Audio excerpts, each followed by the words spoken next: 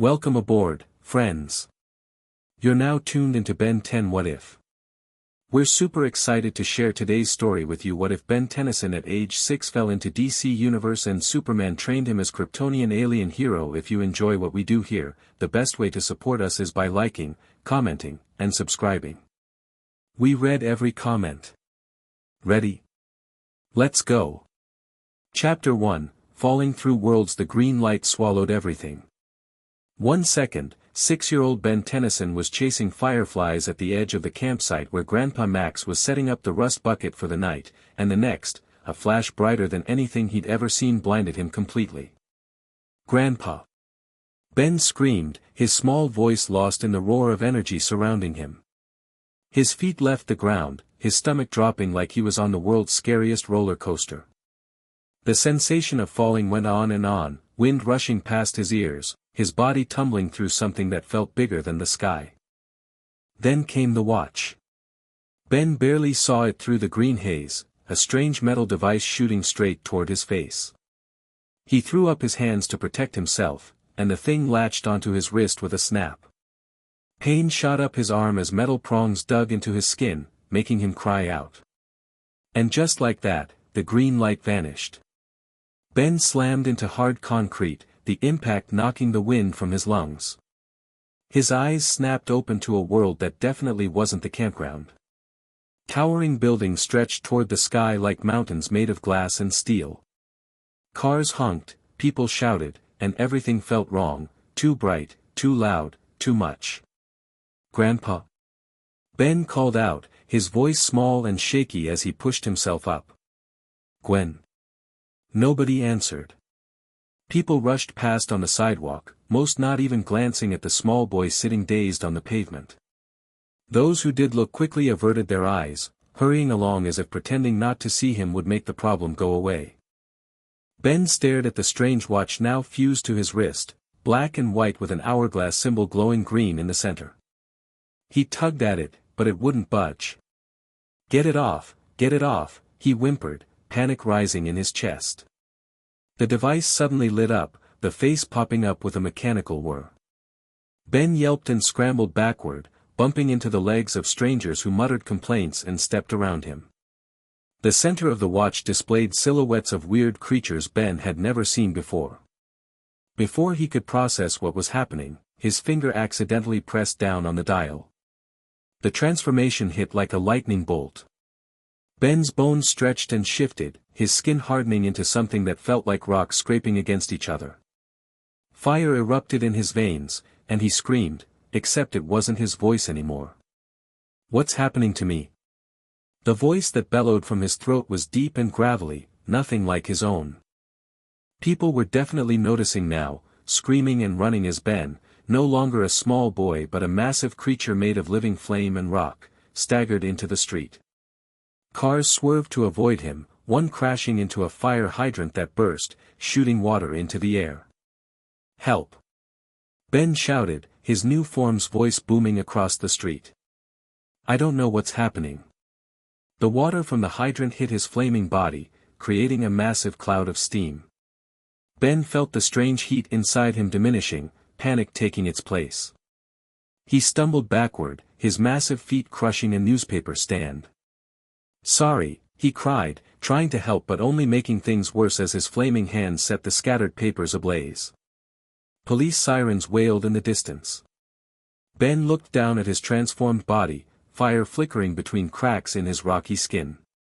"This can't be happening," he whispered, tears evaporating before they could fall from his magma eyes. "I want to go home.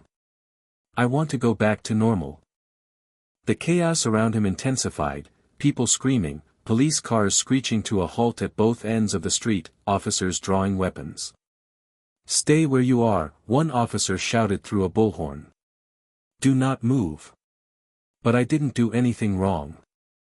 Ben protested, the fire around his head flaring with his emotions. "I'm just a kid. I'm lost." Nobody believed him. Why would they? He looked like a monster. Then came a sound like thunder, a sonic boom that rattled windows up and down the street. Something blue and red streaked across the sky, descending rapidly toward the scene.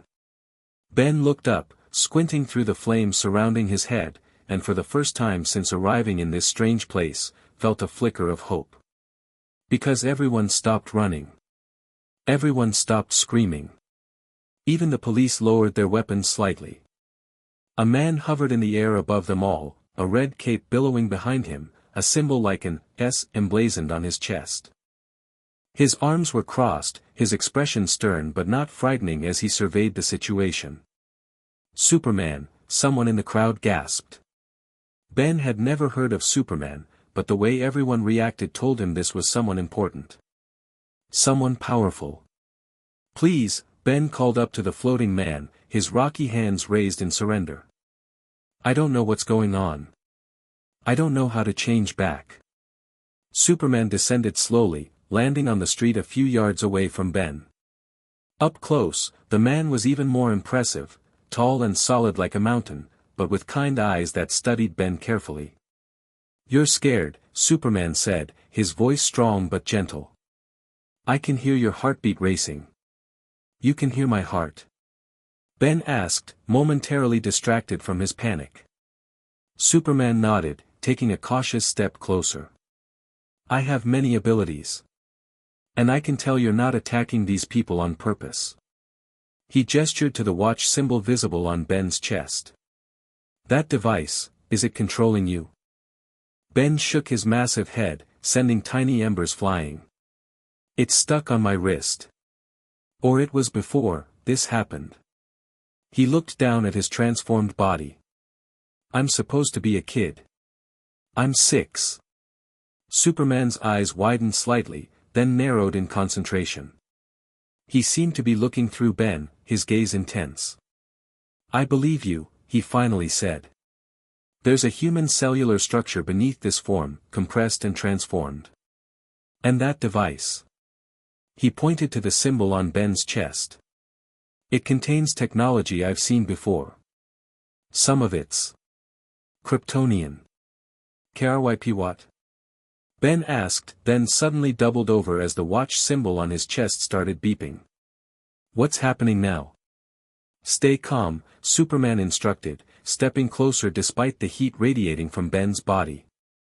Whatever's about to happen, I'm right here. I won't let anyone hurt you. A flash of red light engulfed Ben, and just as suddenly as it had started, the transformation reversed.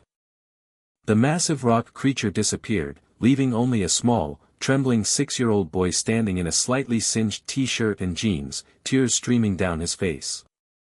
There you are, Superman said softly, kneeling down to Ben's level. What's your name? Ben Tennyson, he hiccuped, wiping his nose with his sleeve. The strange watch was back on his wrist, the hourglass symbol now red instead of green. I want my Grandpa Max. I want to go home. Superman looked at the frightened child, then at the gathering crowd and police officers surrounding them. With a decisive nod, he stood up and turned to address the officers. I'll handle this situation, he announced in a voice that brooked no argument. The boy is under my protection. Before anyone could protest, Superman turned back to Ben and crouched down again. I'm going to get you somewhere safe, Ben. Is that okay? We'll figure this out together. Ben looked up at the man with the kind eyes and the symbol on his chest that somehow made him feel safer. He nodded slowly. Hold on tight, Superman said, carefully lifting Ben into his arms. And don't be scared. Flying is actually quite fun once you get used to it. Ben barely had time to wrap his arms around Superman's neck before they were airborne, soaring above the buildings and into the blue sky. The city shrank beneath them, the people becoming tiny dots. Whoa! Ben gasped, his fear temporarily forgotten as wonder took its place. You can really fly. Without turning into anything. Superman chuckled. I was born with my abilities. But yours seem to come from that device on your wrist. Do you know what it is? Ben shook his head, looking down at the watch. It just jumped at me when the green light happened. Then I was here, not at the campsite anymore. His lower lip trembled. Where am I? This isn't Bellwood. You're in Metropolis, Superman replied. But I have a feeling that's not the only thing that's different. He adjusted his course, flying toward a tall building with a giant globe on top. I know someone who might be able to help us figure this out. She's very smart and very kind. Ben rested his head against Superman's shoulder, exhaustion finally catching up with him. I turned into a monster, he whispered. Not a monster, Superman corrected gently. Just something different. Something you didn't understand yet. They descended toward the rooftop of the building with the globe. A woman was already waiting there, her dark hair blowing in the wind, a notebook clutched in her hand. She watched with wide eyes as Superman landed softly in front of her. Lois, Superman said, we have a situation. I can see that, the woman, Lois, replied, her gaze softening as it fell on Ben. Channel 6 is already running footage of your little friend's debut. She smiled at Ben. Hello there. I'm Lois Lane. I'm Ben, he replied automatically, still clinging to Superman. Are you a superhero too?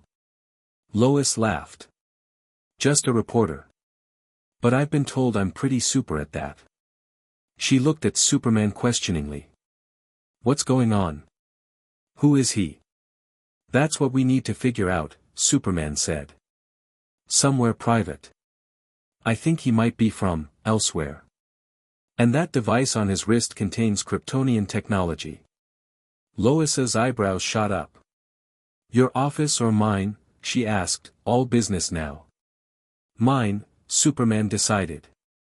I need to scan that watch more thoroughly. 20 minutes later, Ben found himself sitting in a chair that felt too big for him, in an office belonging to someone named Clark Kent according to the nameplate on the desk. Superman had disappeared, saying he needed to change, and had returned as an ordinary-looking man with glasses and a suit, introducing himself as Clark. Ben was confused but too overwhelmed to question it much. Lois had brought him a chocolate milk and a sandwich from the building's cafeteria, which he nibbled at half-heartedly while the adults talked in hushed voices by the door. The energy signature is unlike anything I've ever seen, Clark was saying.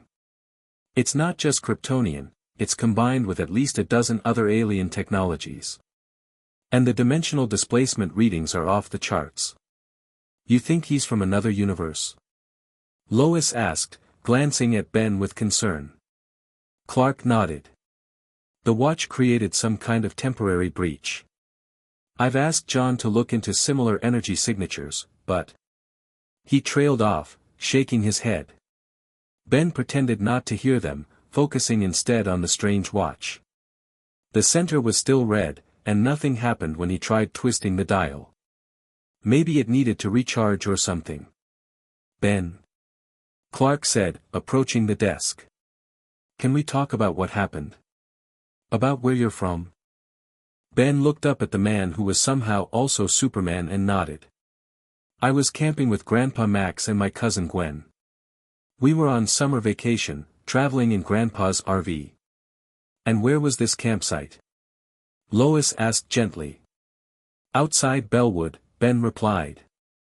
When they looked confused, he added, that's where I live. In Bellwood, with my mom and dad. Clark and Lois exchanged glances. Ben, Clark said carefully, I've never heard of a town called Bellwood. And the technology in that watch, it doesn't exist here. At least, not in that form. What do you mean? Ben asked, his voice small. Clark sat in the chair next to Ben. I think you might have traveled between dimensions, between different versions of reality.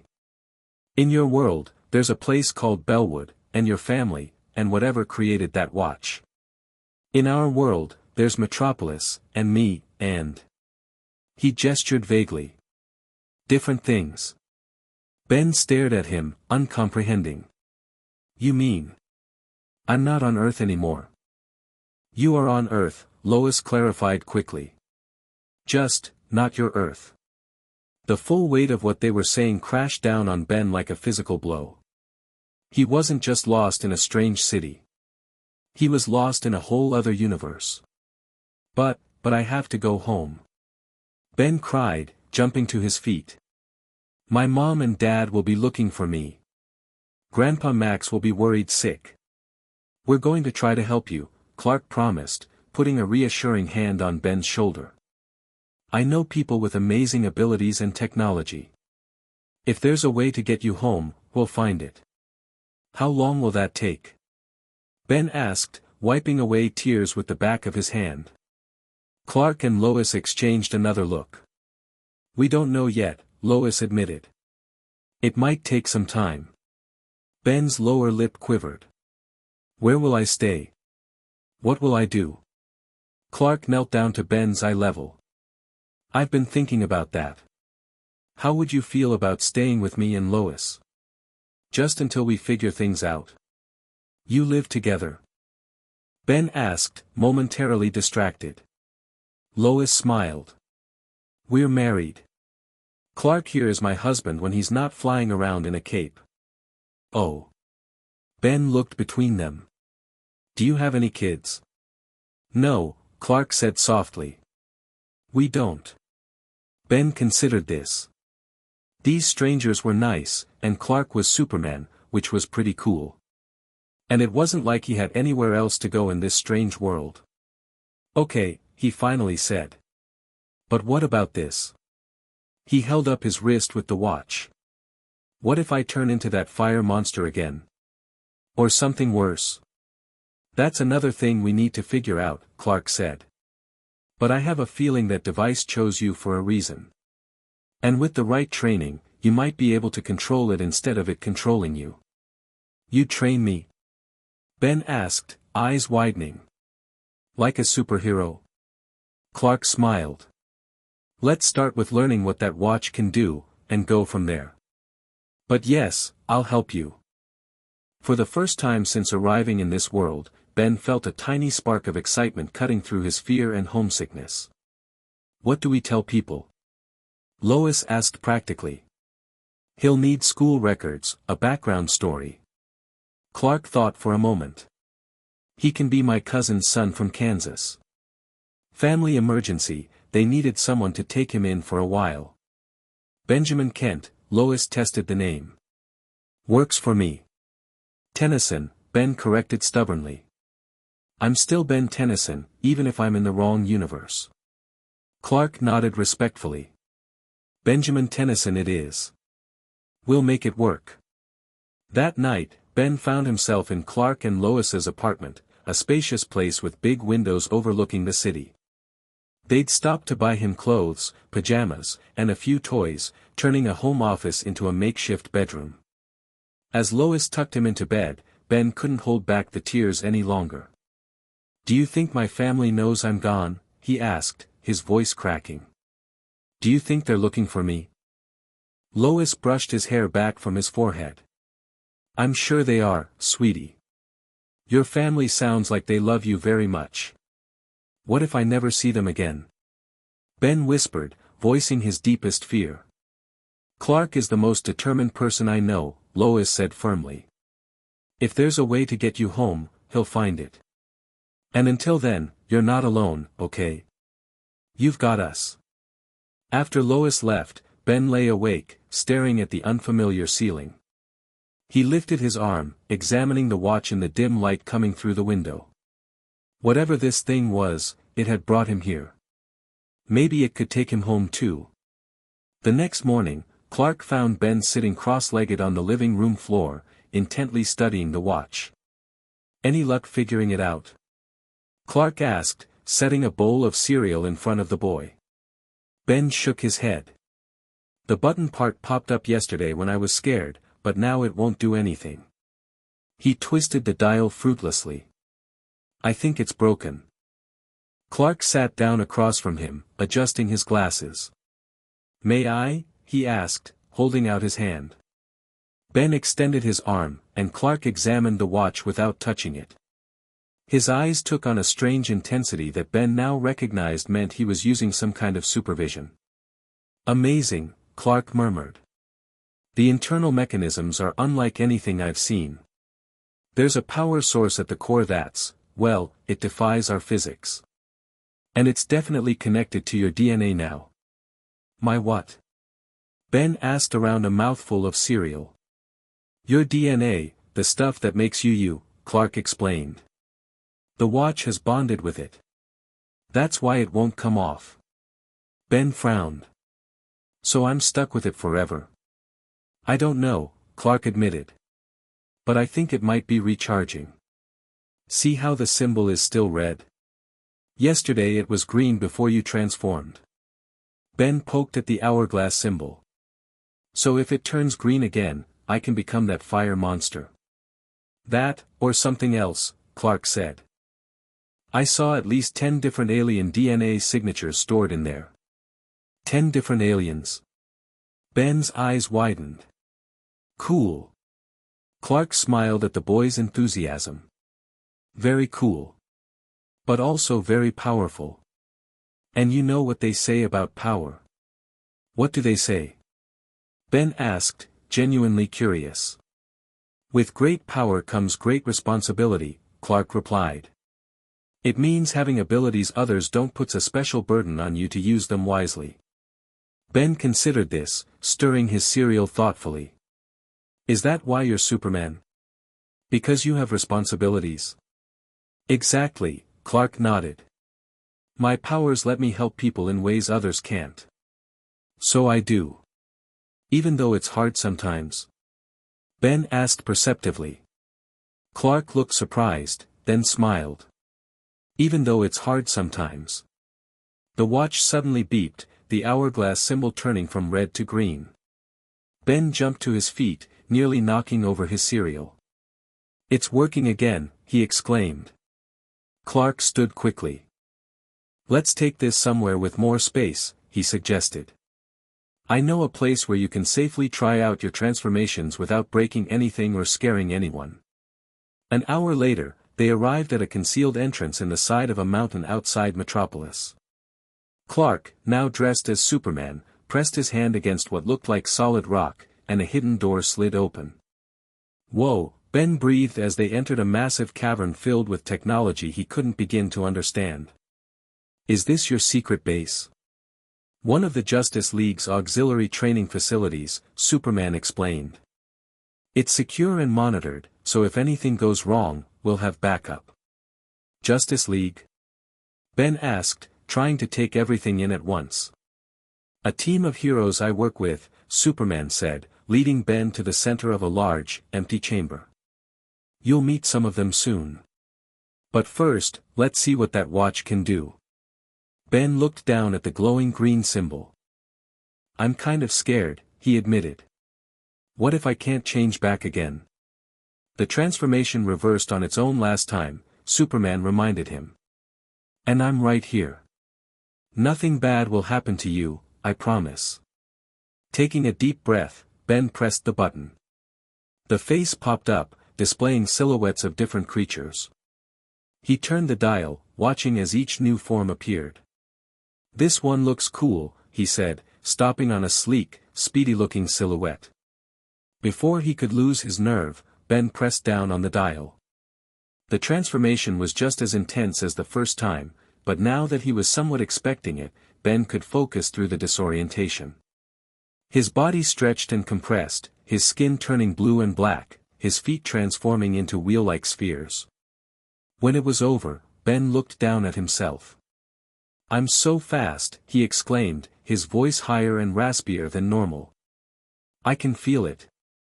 XLR-8, Superman read the name displayed on a monitor connected to the chamber's sensors.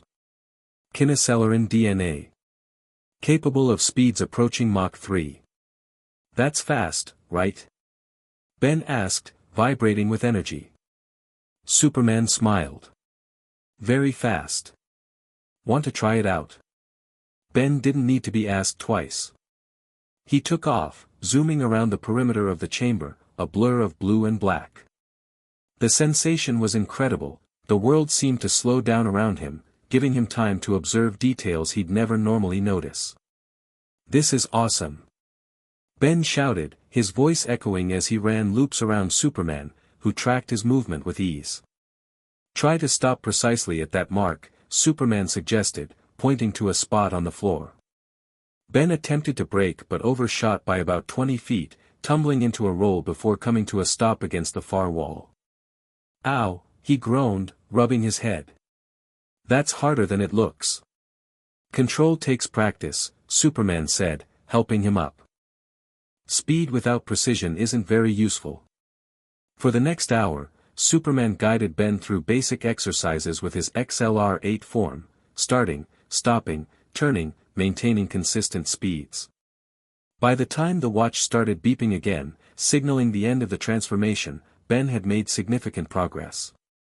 A flash of red light and he was back to normal, sweaty but grinning from ear to ear. "That was the coolest thing ever," he exclaimed. "Can we try another one?" "Let's give the watch time to recharge," Superman suggested. "Meanwhile, I want you to think about something. What did you learn about XLR-8's abilities? What are they good for?"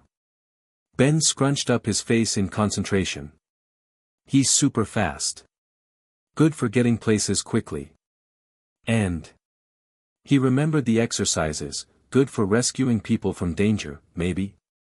Like if there was a falling building, I could run in and get people out before it collapsed."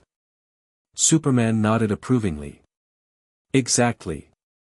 Each form has strengths and purposes beyond just looking cool or being powerful. Understanding those purposes is the first step in using them responsibly." Ben was about to respond when an alarm blared throughout the facility. Red lights flashed along the walls, and a computerized voice announced, "Alert, metahuman incident in downtown Metropolis. Civilian casualties imminent." Superman straightened immediately. "I have to go," he said, turning to Ben. "Stay here where it's safe. The facility's AI will keep you company and answer questions." "But I could help," Ben protested, holding up his wrist. "The watch is still recharging, but, no," Superman said firmly. "You're not ready yet. Promise me you'll stay put." Ben's shoulders slumped. "I promise." With a reassuring smile, Superman ruffled Ben's hair. "We'll continue training when I get back. Computer, activate Security Protocol 7, Authorization Superman Alpha, 3-5. Security Protocol activated, the AI responded. Facility sealed. A gust of wind, and Superman was gone, leaving Ben alone in the vast chamber. "Great," Ben muttered, kicking at the floor. "First day with superpowers and I'm stuck in a cave. Would you like to review the capabilities of your transformation device, young user?" the computer asked, its voice echoing through the chamber. Ben perked up. "You can tell me about the watch. Partial analysis complete. 10 extraterrestrial DNA samples detected. Would you like to see potential applications for each form?" "Yes, please," Ben said, suddenly excited again. A holographic display appeared before him, showing detailed information about each alien form stored in the Omnitrix, as the computer called it. Ben spent the next hour absorbing as much information as he could, asking questions, and watching simulations of each alien's abilities. Just as he was getting restless, the facility's entrance opened, and Superman returned, looking somewhat battle-worn but unharmed. "Sorry about that," he said. "Parasite was causing trouble downtown. Is everyone okay?" Ben asked. Superman nodded. "No serious injuries." "Now, where were we?" "The computer was teaching me about the Omnitrix," Ben said, pointing to the holographic display. "That's what the watch is called, apparently." Superman looked impressed. "You've been busy. Learn anything useful?" "Tons," Ben exclaimed. "Like, the fire guy I turned into first is called Heat Blast, and he's a Pyronite who can control fire and even fly on fire platforms. And there's this one called Diamond Head who's basically indestructible, and 4 arms who's super strong, and," Superman held up a hand, chuckling. "I see you've been thorough. But knowledge is just the first step. Mastering these forms will take practice. When can we start?" Ben asked eagerly. "Right now," Superman replied. The watch is green again. Ben looked down in surprise. Sure enough, the Omnitrix was ready for another transformation. This time, Superman instructed, try to choose your form deliberately. Think about what might be useful for basic training, something strong but not too destructive. Ben studied the holographic display, then twisted the Omnitrix dial until he found what he was looking for. This one, he said, pressing down on 4 arms silhouette. The transformation hit like a tidal wave. Ben felt his body expanding, muscles growing, a second pair of arms sprouting beneath his first. When it was complete, he stood nearly 9 feet tall, red-skinned and 4-armed as the name suggested. Whoa! Ben's voice was deep and resonant in this form. He flexed all 4 arms experimentally. I'm huge. Superman looked up at him with an amused expression. Tetraman physiology. Impressive strength, durability, and an extra pair of hands. Good choice for training. For the next several hours, with breaks as the Omnitrix recharged, Superman put Ben through his paces with different alien forms. They worked on basic control, tactical applications, and most importantly, understanding each form's limitations. Every power has a weakness, Superman explained as Ben, transformed into Ripjaws, struggled to breathe outside of the water tank they'd set up. Even mine. Knowing those weaknesses is just as important as knowing your strengths. By late afternoon, Ben had managed to transform into 6 different aliens, each with its own unique challenges and abilities. Exhausted but exhilarated, he collapsed onto a bench after reverting to human form for the final time. That was amazing, he panted, taking a drink from the water bottle Superman offered. You did well, Superman said, sitting beside him. You're a quick learner. Ben beamed at the praise. So when do I get to be a superhero like you? Superman's expression grew serious. Being a hero isn't just about having powers, Ben. It's about judgment, responsibility, and knowing when not to use your abilities as much as when to use them. But I could help people, Ben insisted. Like you do. And you will, Superman assured him. But you're also 6 years old. You deserve a chance to just be a kid too. Ben's excitement dimmed. But what if I never get home? What if I'm stuck here forever? Shouldn't I make myself useful? Superman placed a gentle hand on Ben's shoulder. Listen to me, Ben. I promise you that getting you home is a priority. I've already contacted the Justice League, and we're working on understanding the dimensional breach that brought you here. But in the meantime, yes, you should make the most of your time here, both by learning to use your powers responsibly and by enjoying your childhood. I guess, Ben said, not entirely convinced. Tell you what, Superman offered. How about we set up a training schedule? A few hours every day after school, you can work on mastering the Omnitrix. And once you've demonstrated proper control, we can discuss limited field experience, supervised, of course. Ben's eyes lit up. Really? You take me on real missions? Small ones, Superman clarified. When you're ready. Deal. Deal. Ben agreed enthusiastically, holding out his hand. Superman shook it, smiling. Now, I think Lois is probably wondering where we disappeared to all day. Ready to head back. As they left the facility, Ben couldn't stop grinning. He might be lost in a strange universe, but he had superpowers, Superman as a teacher, and the promise of becoming a hero. Maybe being stuck here wouldn't be so bad after all. The next few weeks settled into a routine.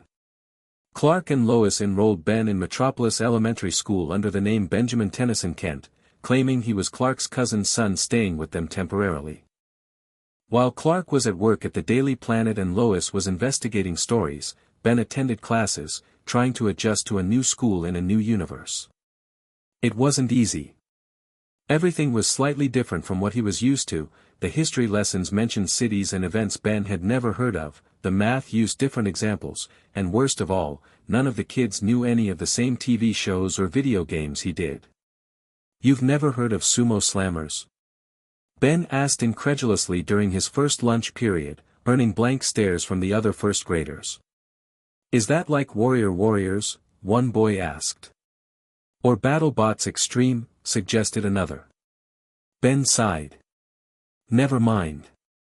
Making friends proved difficult. Ben couldn't tell anyone about the Omnitrix or where he really came from, and his attempts to fit in were hampered by his occasional slip-ups about his home universe. There's no city called Bellwood, a girl named Melissa informed him snootily when he mentioned it. You're making it up. I am not. Ben retorted. It's just, really far away. The only bright spot in his school day was science class, where Ben found he had an unexpected advantage. His crash course in alien biology through the Omnitrix gave him insights that impressed even his teacher. Benjamin has quite an imagination and aptitude for xenobiology, Ms. Reeves told Clark during a parent-teacher conference. He drew the most extraordinary alien life forms during our solar system unit. Clark had smiled knowingly. He's very creative. After school each day, Clark would pick Ben up, sometimes as Clark, sometimes as Superman if they were heading straight to training, and they'd spend hours working with the Omnitrix. Under Superman's patient guidance, Ben made steady progress mastering each alien form, learning not just how to use their powers but when and why. The Justice League's analysis of the dimensional breach that brought Ben to their universe was less encouraging. The energy signature is fading, Batman reported during a meeting at the Watchtower, the Justice League's orbital headquarters, where Clark had brought Ben to meet the team. Without the exact frequency of his home dimension, creating a stable return portal would be nearly impossible. Ben, who had been excitedly exploring the Watchtower under Flash's supervision, returned just in time to hear this assessment. His face fell. So I can't go home, he asked, his voice small. The assembled heroes exchanged uncomfortable glances. It was Wonder Woman who knelt down to Ben's level, her expression gentle but honest. Not yet, little one, she said. But we have not given up. I have contacted Zatanna and Dr. Fate, magic users who may have other means of interdimensional travel. And I've got STAR Labs working on it too, Flash added quickly. They love impossible problems. Ben nodded bravely, but later that night, Clark found him sitting on the apartment balcony, staring up at the stars with tears streaming down his face.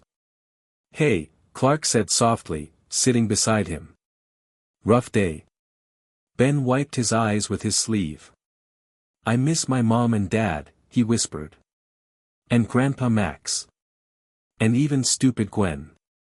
Today's my mom's birthday, and she always makes chocolate cake, and we watch movies together, and... He trailed off, unable to continue. Clark put an arm around the boy's shoulders. I know what it's like to be separated from your family, he said. To be sent to a world you don't understand. Ben looked up in surprise. You do? Clark nodded.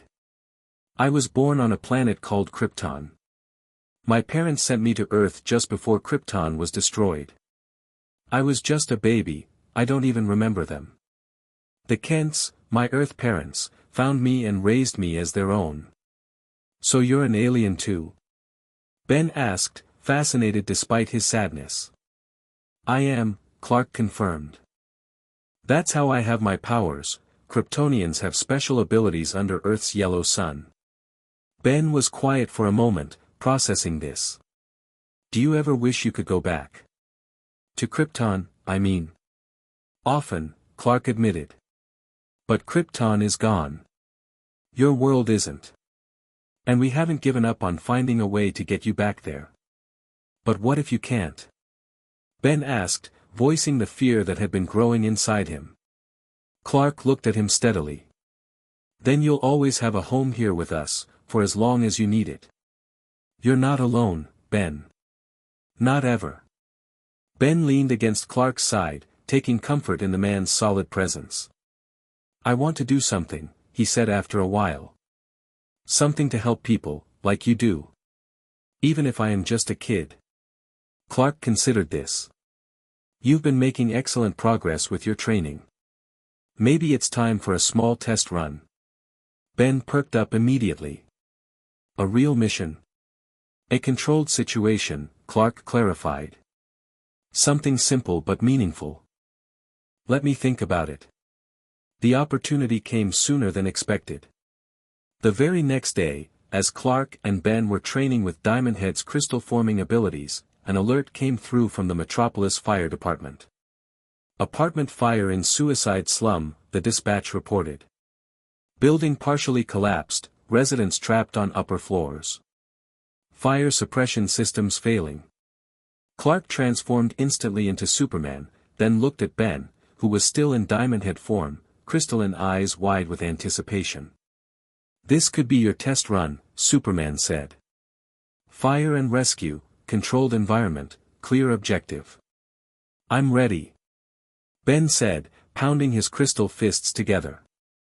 Listen carefully, Superman instructed. You'll follow my lead exactly. You'll only enter areas I've cleared first. Your job will be to reinforce structural weak points with your crystal formations while I evacuate residents. Under no circumstances are you to attempt rescues on your own. Understood? Ben nodded solemnly. Understood. Then let's go. Superman scooped up Diamond Head and took off toward the city. They arrived at the scene to find chaos, a 5-story apartment building with flames pouring from the 3rd and 4th floors, the fire department struggling to contain the blaze, and terrified residents crowded at windows, calling for help. Superman set Ben down at a safe distance, where emergency personnel were coordinating the response. Superman. The fire chief ran over. Thank God. We've got at least 12 people still trapped inside, and the building's central support column is buckling. I'll handle the evacuations, Superman said. My associate here can help with structural reinforcement. The fire chief looked skeptically at Diamond Head. What is he, some kind of crystal man? I'm D. Ben caught himself, remembering Superman's instructions about secret identities. I can create and manipulate crystal structures. I can shore up the building while Superman gets everyone out. The chief didn't look convinced, but another ominous creaking sound from the building decided the matter. Fine. Just don't get in the way. Superman turned to Ben. Follow me in, stay close, do exactly as I say. Ben had never felt so nervous and excited at the same time. This was it, his first real hero mission. He followed Superman into the building, the heat from the flames barely registering against his diamond-hard skin. Inside was worse than it looked from outside. Smoke filled the hallways, flames licked at the walls, and the floor groaned ominously beneath their feet. There, Superman pointed, his X-ray vision penetrating the smoke. The main support column is cracking. Can you reinforce it? Ben nodded, concentrating as he'd practiced. He extended his arms, crystal formations shooting from his hands to encase the damaged column, creating a sturdy lattice around it. Good, Superman approved. Now hold this position. I'm going to start bringing people out. For the next 15 minutes, Ben maintained his focus, extending crystal support structures to key points Superman identified throughout the building. Each time the fire weakened another wall or beam, Ben reinforced it, keeping the escape routes clear while Superman zoomed through the building, bringing residents to safety. It was working perfectly, until Ben heard the cry. Help! Somebody help! The voice was small, terrified, and coming from a section of the building Superman hadn't yet reached. Ben hesitated, looking toward the direction Superman had gone. Is anybody there? The voice called again, weaker this time. Please. Ben made a split-second decision.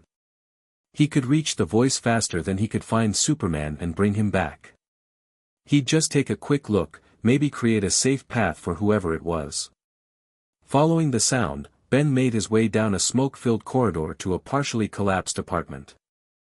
Inside, a young girl, maybe 7 or 8, was trapped beneath a fallen bookcase, coughing weakly in the thickening smoke. Hang on. Ben called, rushing to her side. I'll get you out. The girl's eyes widened at the sight of the crystal alien, but her fear of the fire was greater. "Please help me," she whimpered. "I can't breathe." Ben carefully lifted the bookcase, setting it aside. The girl tried to stand but cried out in pain. "My leg." Ben could see it was badly injured. She couldn't walk, and the smoke was getting thicker by the second. He needed to get her out now. "I'm going to carry you," he decided, gently lifting her into his arms. "Keep your face against my chest, it'll filter out some of the smoke." As he turned to retrace his steps, a terrifying crack split the air, and the ceiling above the doorway collapsed, blocking their exit. "No!" Ben shouted, shielding the girl with his body as debris rained down around them. They were trapped. For a moment, panic threatened to overwhelm him. Then Ben remembered Superman's words, "Every form has strengths and purposes. Understanding those purposes is the first step in using them responsibly." "Okay, think," he muttered to himself. "Diamond Head is strong and can create crystal structures." An idea struck him. "Hold tight," he told the girl. "This might get bumpy." Concentrating harder than he ever had before, Ben extended crystal formations from his feet, creating a platform that began to rise, lifting them toward the ceiling. With his free hand, he shot crystal shards upward, puncturing through the weakened roof. "We're going out through the top," he explained to the wide-eyed girl in his arms. "Just hold on to me." Ben continued extending the crystal column, pushing through the hole he created, lifting them up and out onto the roof of the building. The fresh air hit them like a blessing, the girl gasping in relief. "Smart thinking." Ben turned to find Superman hovering beside the roof, arms crossed but expression unreadable. "I heard her calling," Ben explained quickly. "She was trapped, and I thought, you disobeyed direct orders," Superman interrupted. "We'll discuss it later. Right now, let's get her to the paramedics." Ben's triumph deflated slightly, but as Superman lifted them both from the burning building, the girl looked up at him with shining eyes. "Thank you," she whispered. "You saved me." And despite Superman's disapproval, in that moment, Ben felt like a true hero for the first time. Later, after the fire was extinguished, the building stabilized, and all residents accounted for, Ben sat on the back of an ambulance, having reverted to human form out of sight. Superman was speaking with the fire chief and emergency personnel, occasionally glancing in Ben's direction. Ben swung his legs nervously. Was Superman mad at him? He'd saved the girl, after all. But he had disobeyed orders. Finally, Superman approached, sitting beside Ben on the ambulance bumper. "The girl you rescued, Alicia, is going to be fine," he said. "Broken leg, minor smoke inhalation, but she'll make a full recovery." "That's good," Ben replied cautiously, trying to gauge Superman's mood. "You knowingly disobeyed my instructions," Superman continued, his voice stern but not angry. "You put yourself at risk, and potentially compromised the entire operation." Ben looked down at his feet. "I'm sorry. But I heard her calling for help, and I just reacted." Superman was quiet for a moment. "The instinct to help others is admirable," he finally said. "But good intentions aren't enough when lives are at stake. If that roof had fully collapsed, both you and Alicia could have been seriously injured or worse." "But we weren't," Ben pointed out. "I figured out how to use Diamond Head's powers to get us out." "This time," Superman acknowledged. "But what about next time? Part of being a hero is understanding your limitations and working within a team structure." Ben felt tears of frustration welling up. "So I should have just left her there. Let her die." "No," Superman said firmly. "You should have called for me immediately. I could have reached her in seconds." The rebuke stung, but deep down, Ben knew Superman was right. He'd been so eager to prove himself, to be a hero on his own, that he'd taken unnecessary risks. "I understand," he said quietly. "I won't do it again." Superman's expression softened. That said, your quick thinking with the crystal column was impressive. You adapted to the situation and found a creative solution. That's a valuable skill. Ben looked up in surprise. So you're not mad? I'm concerned, Superman clarified. But also proud. Heroism isn't about never making mistakes, it's about learning from them. He stood, extending a hand to Ben. Ready to head home? Lois is making lasagna, and I think you've earned a celebratory dinner. Ben took the offered hand, relief washing over him. Can I tell her about how I saved Alicia? Superman smiled. I think that would be acceptable. Just remember to include the lesson you learned too. As they prepared to leave, the fire chief approached, holding out a small, battered toy to Ben. Alicia asked me to give you this, he said. It was her favorite action figure. She wanted her hero to have it. Ben accepted the small plastic superhero figure, throat tight with emotion. Tell her thanks, he managed. And that I'm glad she's okay. That night, as Ben placed the action figure on his bedside table, he realized something important. Being a hero wasn't just about having cool powers or saving the day, it was about responsibility, judgment, and sometimes, learning hard lessons. He still missed his home and family desperately. But for the first time, he felt like maybe, just maybe, he could find a purpose in this strange new world too. As if sensing his thoughts, the Omnitrix glowed softly green in the darkened room, a reminder of both the burden and the gift he now carried. I'll do better next time, Ben whispered to it. I promise. Chapter 2, The Boy with 10 Faces, XLR-8 approaching target at Mach 2, Batman's voice crackled through the comm system. 3, 2, 1. Ben zoomed through the training course, a blue-black blur streaking between holographic civilians, rubble, and flaming debris. His reptilian tail whipped behind him as he snatched dummy victims from danger zones, depositing them in the designated, safe area, faster than the human eye could track.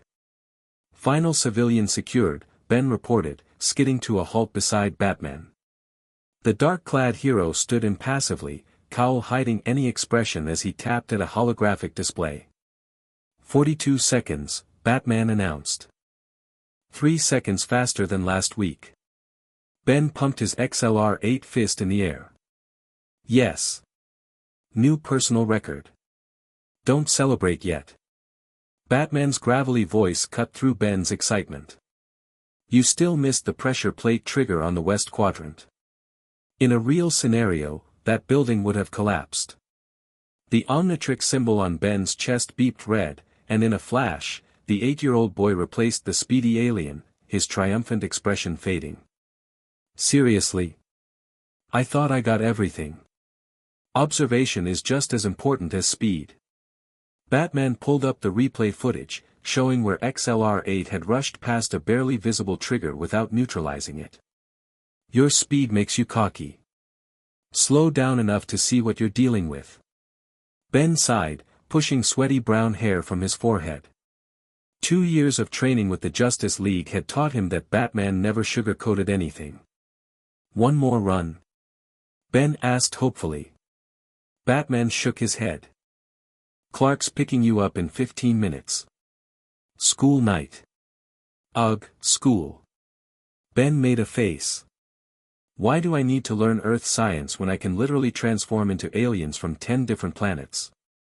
The corner of Batman's mouth twitched, the closest thing to a smile Ben had ever seen from him.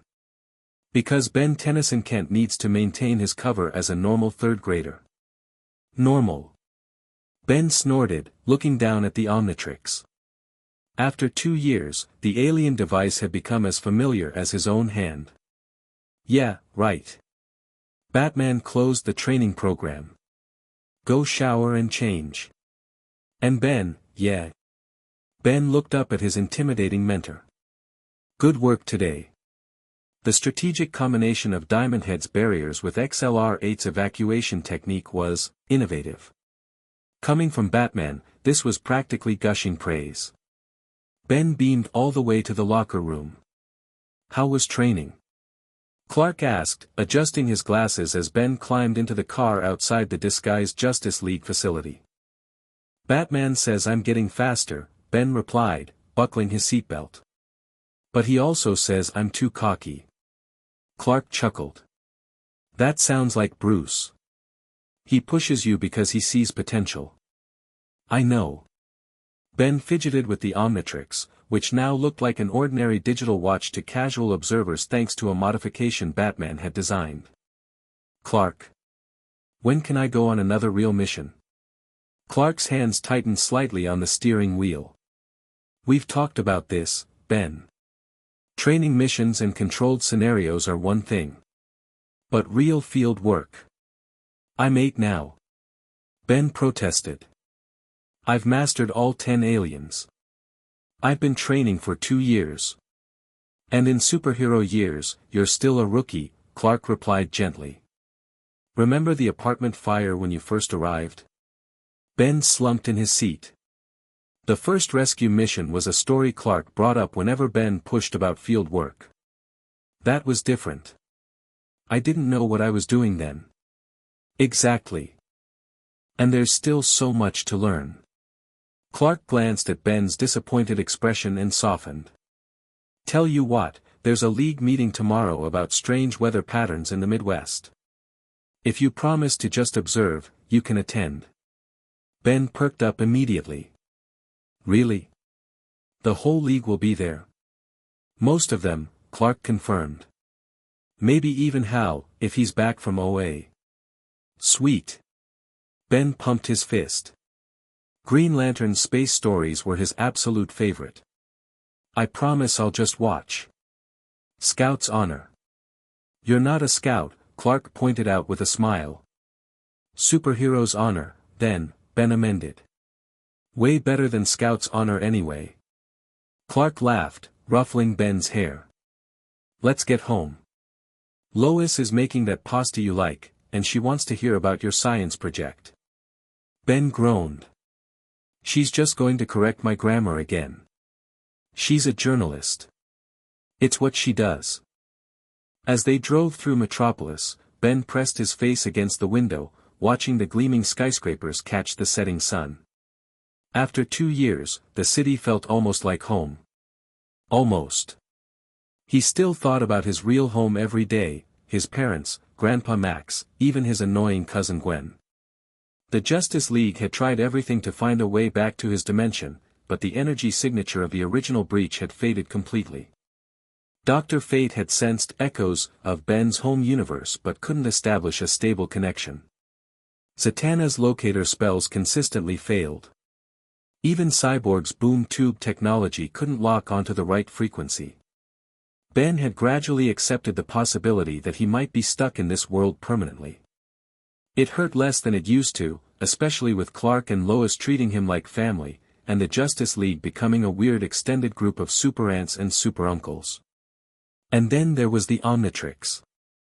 If he had to be stranded in another dimension, at least he had the coolest alien technology in the multiverse stuck to his wrist. Earth to Ben, Clark said, breaking into his thoughts. We're home. Ben blinked, realizing they'd pulled into the parking garage beneath the apartment building. Sorry. Just thinking. About home? Clark asked perceptively. Ben nodded. Sometimes I worry they've forgotten about me. My real parents, I mean. Clark's expression softened. Ben, I promise you, no parent ever forgets their child. They're looking for you just as hard as we're trying to find a way back to them. I guess. Ben fingered the Omnitrix. Do you think they'd be proud of me? Of what I'm learning to do with this? I know they would. Clark placed a hand on Ben's shoulder. How could they not be? Ben. You're gonna be late again. Lois called from the kitchen. Ben stuffed the last of his toast into his mouth, scrambling to collect his scattered homework. Coming.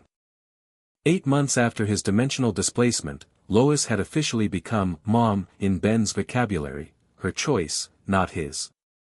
Lois sounds so formal for someone who tucks you in at night, she'd explained. Clark had become Dad around the same time, though Ben still called him Clark when they were training or on league business. Grabbing his backpack, Ben raced into the kitchen where Lois was filling a travel mug with coffee while simultaneously reviewing notes for an article.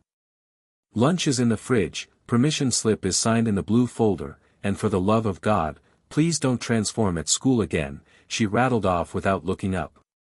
That was one time. Ben protested. And the bathroom was empty. Until the janitor walked in on a small swamp monster unclogging a toilet, Lois reminded him, fighting a smile. Ben grinned sheepishly. Stinkfly's slime dissolves almost anything. I was just trying to help. Lois handed him his lunch bag. Save the hero work for after school. Mrs. Rodriguez already thinks we're raising some kind of juvenile delinquent. Fine. Ben slung his backpack over his shoulder. Dad already left for the planet? Breaking news in Gotham, Lois confirmed. I'm heading there myself as soon as I finish this piece. Jimmy will pick you up from school and bring you to the planet. You can hang out in the bullpen until Clark's done. Jimmy? Ben brightened.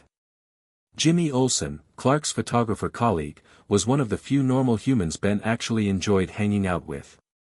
At 22, Jimmy was young enough to be fun but old enough to be impressively cool in Ben's eyes. Awesome.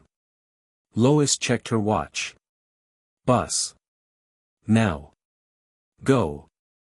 Ben raced out the door, making it to the bus stop just as the yellow vehicle rounded the corner. Another day of pretending to be normal, his least favorite alien transformation of all. Hey Squirt. Over here.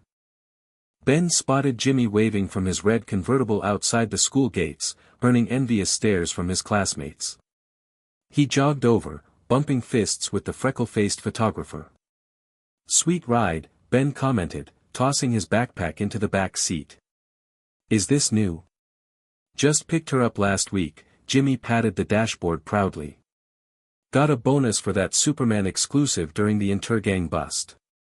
Ben buckled up, grinning. You mean when Dad accidentally dropped you and you got that mid-air shot?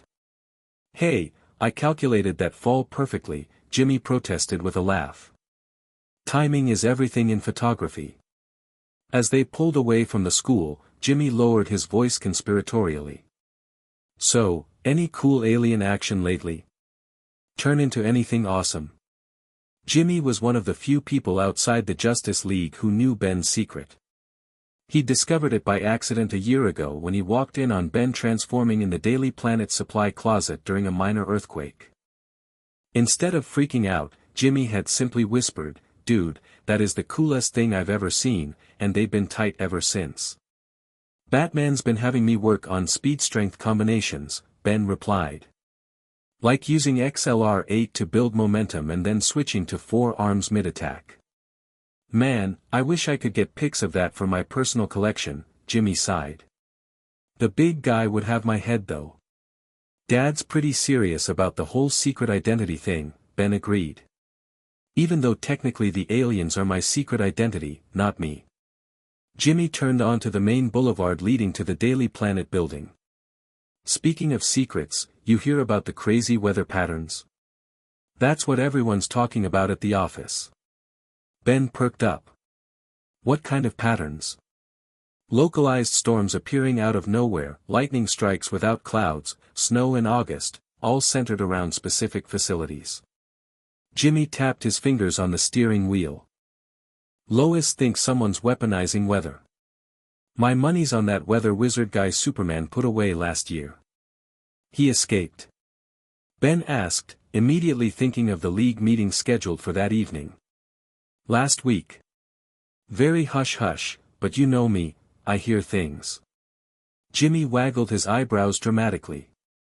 I'm hoping they send me to cover it if he shows up in Metropolis.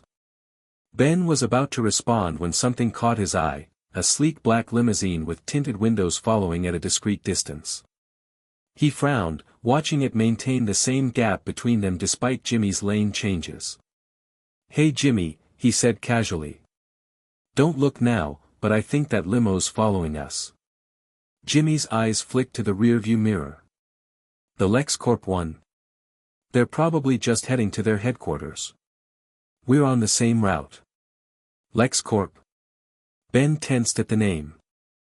Superman had warned him repeatedly about Lex Luthor, the billionaire industrialist with a pathological hatred for Kryptonians and a dangerous interest in alien technology. Yeah, see the logo? Jimmy pointed out. Luthor's goons are always cruising around downtown. Nothing to worry about. But Ben wasn't convinced. He'd noticed similar vehicles near his school several times in the past month. Clark had dismissed it as paranoia, but Ben's instincts, honed by 2 years of superhero training, told him something was off. The limo turned off at the next intersection, and Ben tried to put it out of his mind as they pulled into the Daily Planet's underground parking. This is definitely Weather Wizard, Superman confirmed, pointing to satellite imagery displayed on the watchtower's main screen. The storm patterns match his particular energy signature. Ben sat quietly at the back of the conference room, trying to be invisible as the Justice League discussed the emerging threat. Wonder Woman, Batman, Flash, Green Lantern, Martian Manhunter, and Aquaman were all present, the full founding roster. What's he targeting? Batman asked, scrolling through data on his personal console. That's the pattern we can't determine, Superman replied. A weather research station in Colorado, a private airfield in Kansas, a chemical plant in Oklahoma. The targets appear random, Johns observed, his red eyes studying the map thoughtfully. Yet his attacks are precise, surgical. He's looking for something, Batman concluded. Or testing something. Or working for someone, Wonder Woman added. The mark of weather wizardry is an ancient magical artifact. It grants power but not intelligence. Martin has never shown this level of strategic planning before. Flash nodded in agreement. Usually he just makes it hail on banks while he robs them. This is way more sophisticated. Ben couldn't contain himself any longer. What if he's testing the range of his powers? He blurted out. Each target is further from Central City than the last one. 7 pairs of superhero eyes turned to look at him. Ben felt his face flush hot. Sorry, he mumbled. I promised I'd just listen. No, that's a valid observation, Batman said, examining the map more closely. The radius is expanding with each attack. If the pattern holds, Superman mused, the next target would be somewhere in the Metropolis Gotham corridor. I'll alert Star Labs to increase security, Flash offered. They'd be an obvious target with their atmospheric research division. And I'll coordinate with Gotham PD, Batman added. Ben listened eagerly as the League formulated response plans and patrol schedules.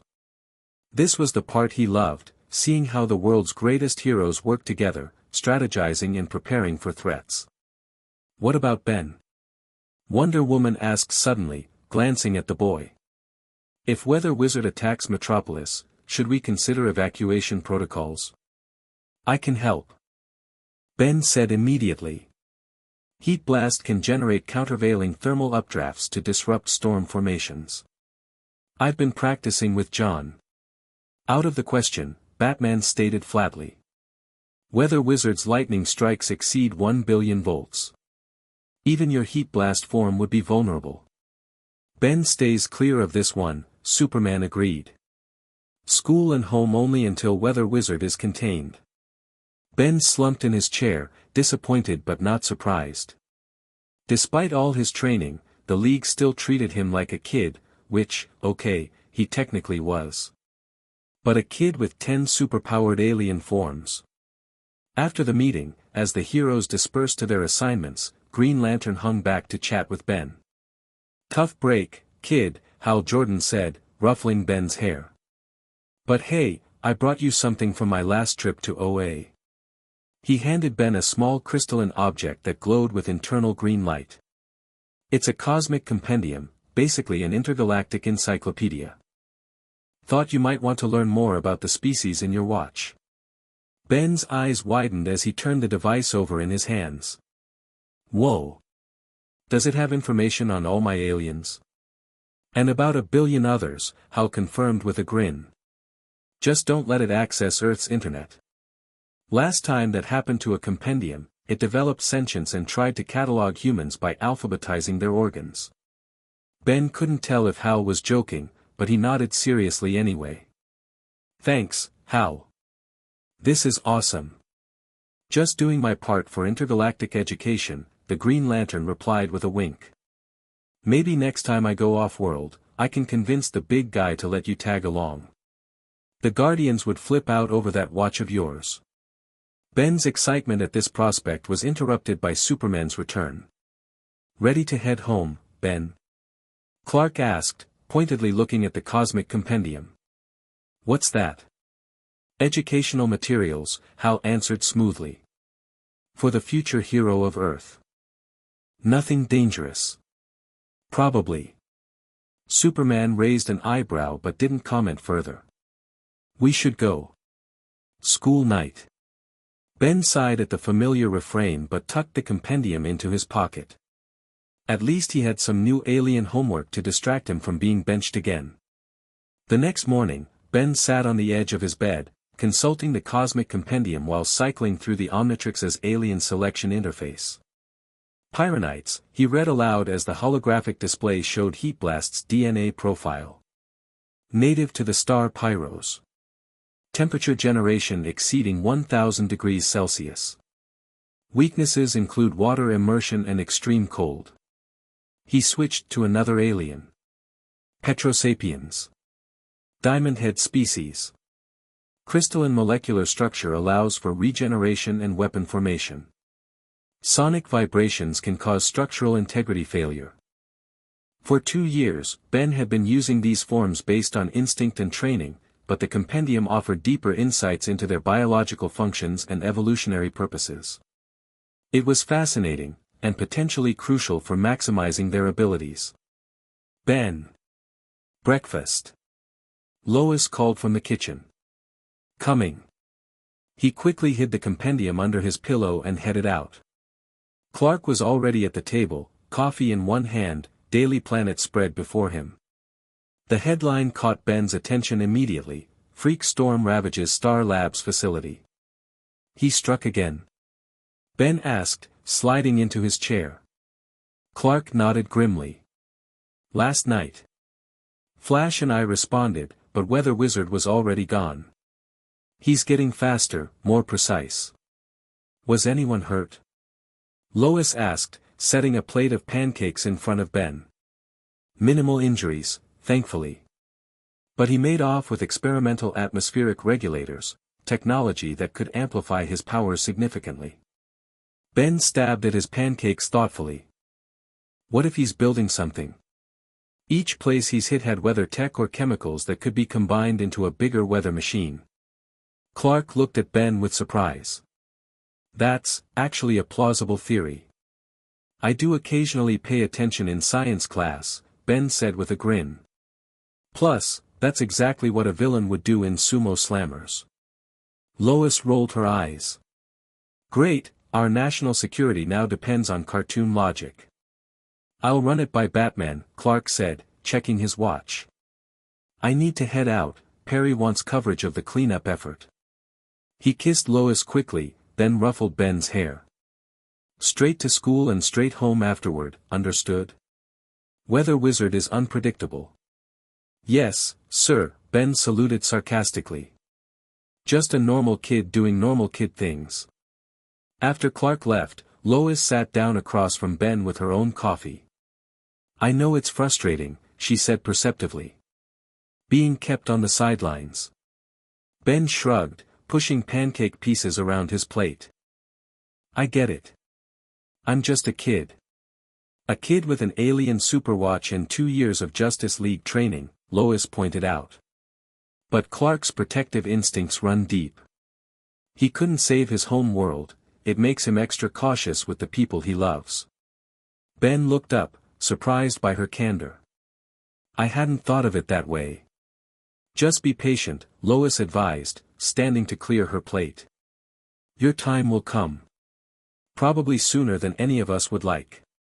Her words proved prophetic sooner than even she could have anticipated. Ben knew something was wrong the moment he stepped out of school that afternoon. Dark clouds had gathered over Metropolis, swirling in an unnatural pattern centered directly above the downtown skyline. Lightning flashed between the clouds, jagged purple bolts unlike any natural electricity. His classmates pointed and exclaimed as parents hurriedly ushered children into cars, everyone sensing the wrongness in the air. "Attention students," came the principal's voice over the outdoor PA system. "Due to severe weather warnings, all after-school activities are cancelled. Please proceed directly home. Do not delay." Ben scanned the pickup area, looking for Jimmy's red convertible, but there was no sign of him. Other kids were already leaving, parents looking anxiously at the darkening sky. He pulled out his phone to call Lois but found no signal. The weather was interfering with communications. Great. A crash of thunder shook the ground, and Ben looked up to see a funnel cloud beginning to form above the Daily Planet building, where both his foster parents were currently working. Without hesitation, Ben ducked behind a dumpster in the empty school parking lot and activated the Omnitrix. The familiar green holographic interface appeared, displaying his alien options. XLR-8, he decided, selecting the speedy alien. Time to see what Weather Wizard is up to. In a flash of green light, Ben transformed into the velociraptor-like alien, his vision shifting to the faster processing speed of the Kinoceleran species. He pulled down his visor and took off toward downtown, a blue streak racing through the panicking streets of Metropolis. As he approached the Daily Planet, the weather intensified dramatically. Hail the size of golf balls pelted the streets, forcing XLR-8 to zigzag to avoid being struck. The wind howled between buildings, creating a wind tunnel effect that nearly knocked him off course several times. 2 blocks from the planet, Ben spotted him, Weather Wizard, hovering 50 feet above the street, his weather wand extended toward the sky. Energy crackled around him as he directed the forming supercell with precise movements. And there, streaking through the storm clouds, Superman, fighting against gale-force winds and lightning strikes as he attempted to reach the villain. "Dad!" Ben called out, though his voice was lost in the howling storm.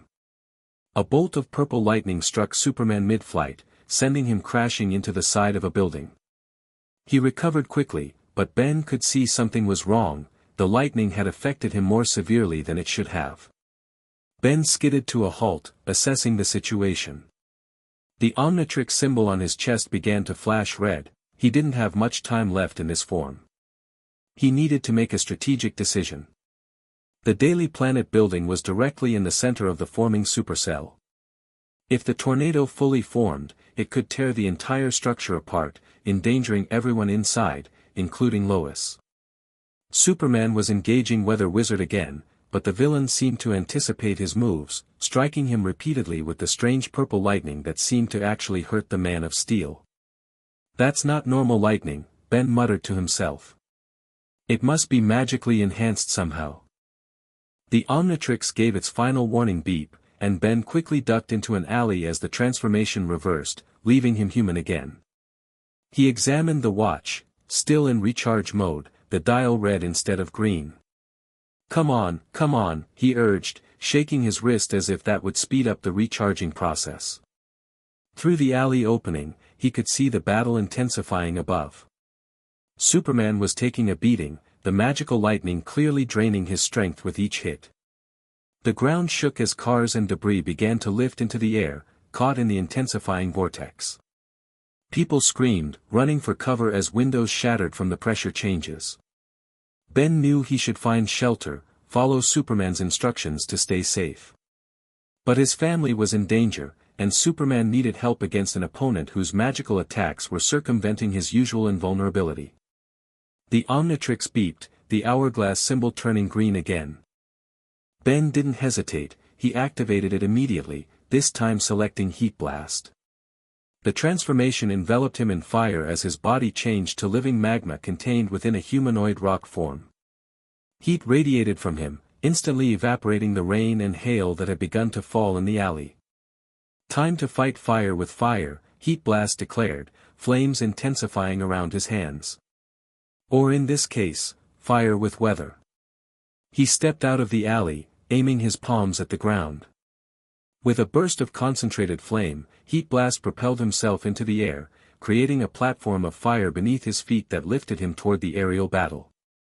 Weather Wizard noticed the approaching fiery figure and momentarily diverted his attention from Superman. "What the hell is that?" he exclaimed, redirecting a portion of the storm toward Ben.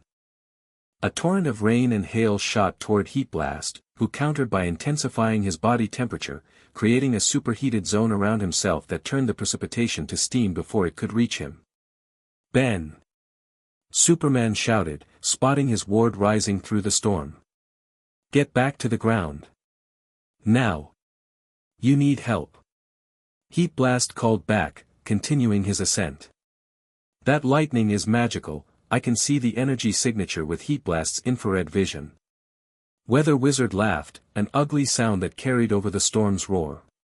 "Another hero to fry. Perfect." He pointed his wand directly at Heat Blast, sending a massive lightning bolt streaking toward the young hero. Ben reacted instinctively, remembering Batman's training on energy redirection. He extended both hands, catching the lightning bolt and channeling its energy through his superheated body and out through his feet, dispersing it into his flame platform. The maneuver worked, mostly.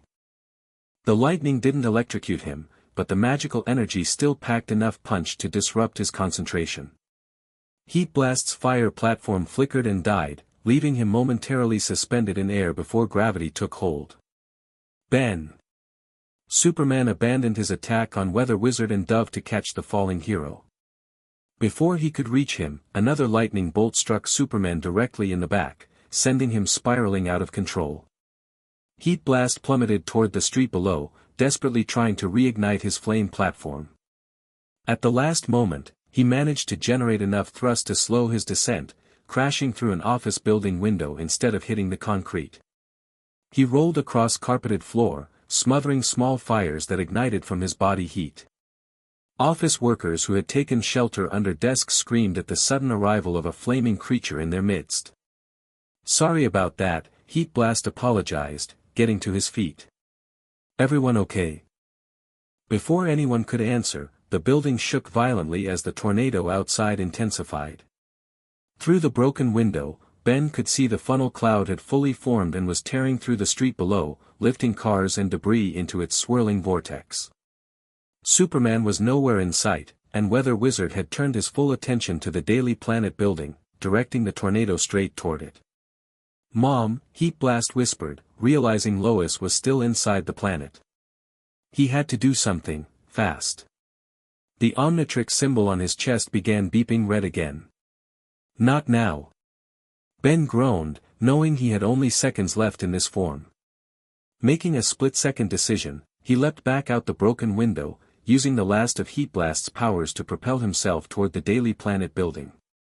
As he flew through the air, the transformation reversed in a flash of red light, leaving Ben human and completely vulnerable mid-jump. Bad timing. Ben yelled as he began to fall. Fortunately, his momentum carried him far enough to crash onto a rooftop balcony of a neighboring building to the planet.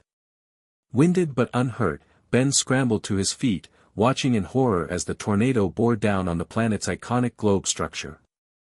The metal sphere began to creak and bend under the tremendous force. Come on," Ben urged the Omnitrix, which was still in recharge mode. "I need you now." As if responding to his desperation, the watch beeped and turned green again. Ben immediately activated it, this time selecting Diamond Head. The crystalline alien strength and durability would be resistant to both Weather Wizard's lightning and the tornado's force. Plus, his crystal-generating abilities might allow Ben to create a protective structure around the planet building. The transformation completed just as the tornado made contact with the Daily Planet's roof. Diamond Head didn't waste a second, he leapt from the balcony onto the side of the planet building, using his crystal formations to create handholds as he climbed. "Hang on," he shouted, though no one could possibly hear him over the storm. Reaching the roof access, Diamond Head forced the door open and rushed inside. The building's interior was chaos, papers swirling through the air, furniture sliding across the floor as the structure tilted under the tornado's force. People clung to anything bolted down, screaming as windows shattered and ceiling tiles fell. Diamond Head rushed down the emergency stairs to the newsroom level, finding it in similar disarray. There, near her desk, was Lois, helping an injured colleague take cover under a sturdy table. "Mom!" Diamond Head called out, forgetting momentarily that she wouldn't recognize him in this form. Lois looked up, startled. Recognition dawned in her eyes. "Ben. What are you doing here?" "Saving you." He rushed to her side, creating a crystal dome over the area where people had gathered for protection. "The tornado is tearing the building apart. We need to evacuate." "Where's Superman?" Lois asked urgently. "Weather Wizard hit him with some kind of magical lightning," Diamond Head explained, extending the crystal barrier as more debris fell. "It actually hurt him. I lost sight of him after I fell." Lois's expression hardened. "We need to get these people out and find Clark." A massive crack split the ceiling above them as the tornado continued to tear at the building structure. "Everyone stay under the crystal shield," Diamond Head ordered. "I'm going to create a slide down to the street level. We'll evacuate in groups." Using Diamond Head's crystal generation powers, Ben extended a tube-like structure out through a broken window, creating a smooth interior slide all the way to the ground. One by one, people began to evacuate, sliding down to safety while protected from the storm by the crystal enclosure. "You've gotten good at this," Lois remarked as she helped organize the evacuation. 2 years of Batman's disaster drills," Diamond Head replied with a crystalline grin. "He made me run building evacuation scenarios until I could do them in my sleep." As the newsroom emptied, a familiar figure crashed through the remaining windows, Superman, looking battered but determined. "Ben," he exclaimed, spotting Diamond Head. "I told you to stay away. And leave Mom." Diamond Head retorted, gesturing to Lois. "Not happening." Superman's expression softened slightly, acknowledging the point. "Weather Wizard is drawing power from some kind of amplifier on the planet's roof. That's why he targeted this building. I can't get close enough to disable it, the magical lightning actually hurts me." "But it won't hurt me," Diamond Head realized. "Not in this form." "Absolutely not," Superman began, but Lois cut him off. "Clark, he's already here, and he's been handling the situation pretty well so far." She gave Diamond Head an approving nod. "Sometimes you have to let him fly." Superman looked between them, clearly torn, then sighed. "Fine. But we do this together. I'll create a diversion, you disable the device. No engaging Weather Wizard directly." Diamond Head nodded seriously. "Got it." "Be careful," Lois said, squeezing Diamond Head's crystalline hand. "Both of you." Superman wrapped an arm around Diamond Head's waist. "Hold on tight." They shot upward, Superman carrying Ben through the damaged ceiling and back out into the storm. The tornado had increased in power, now a swirling vortex of debris and destructive force centered on the planet's rooftop. "There!" Superman shouted over the wind, pointing to a metallic device attached to the base of the planet's globe. "That's the amplifier. I'll draw Weather Wizard's attention while you destroy it." Diamond Head nodded, and Superman launched him toward the roof before speeding toward Weather Wizard, who hovered nearby directing the storm. Landing with a heavy thud on the rooftop, Diamond Head struggled to maintain his footing against the tremendous wind. The tornado's force was trying to lift him off the roof, his crystalline body barely heavy enough to resist. Creating crystal anchors from his feet into the roof itself, Ben began to pull himself toward the amplifier. Lightning struck around him, but Diamond Head's insulating properties protected him from the electrical current. Across the sky, Superman engaged Weather Wizard in aerial combat, dodging lightning bolts while trying to land blows of his own.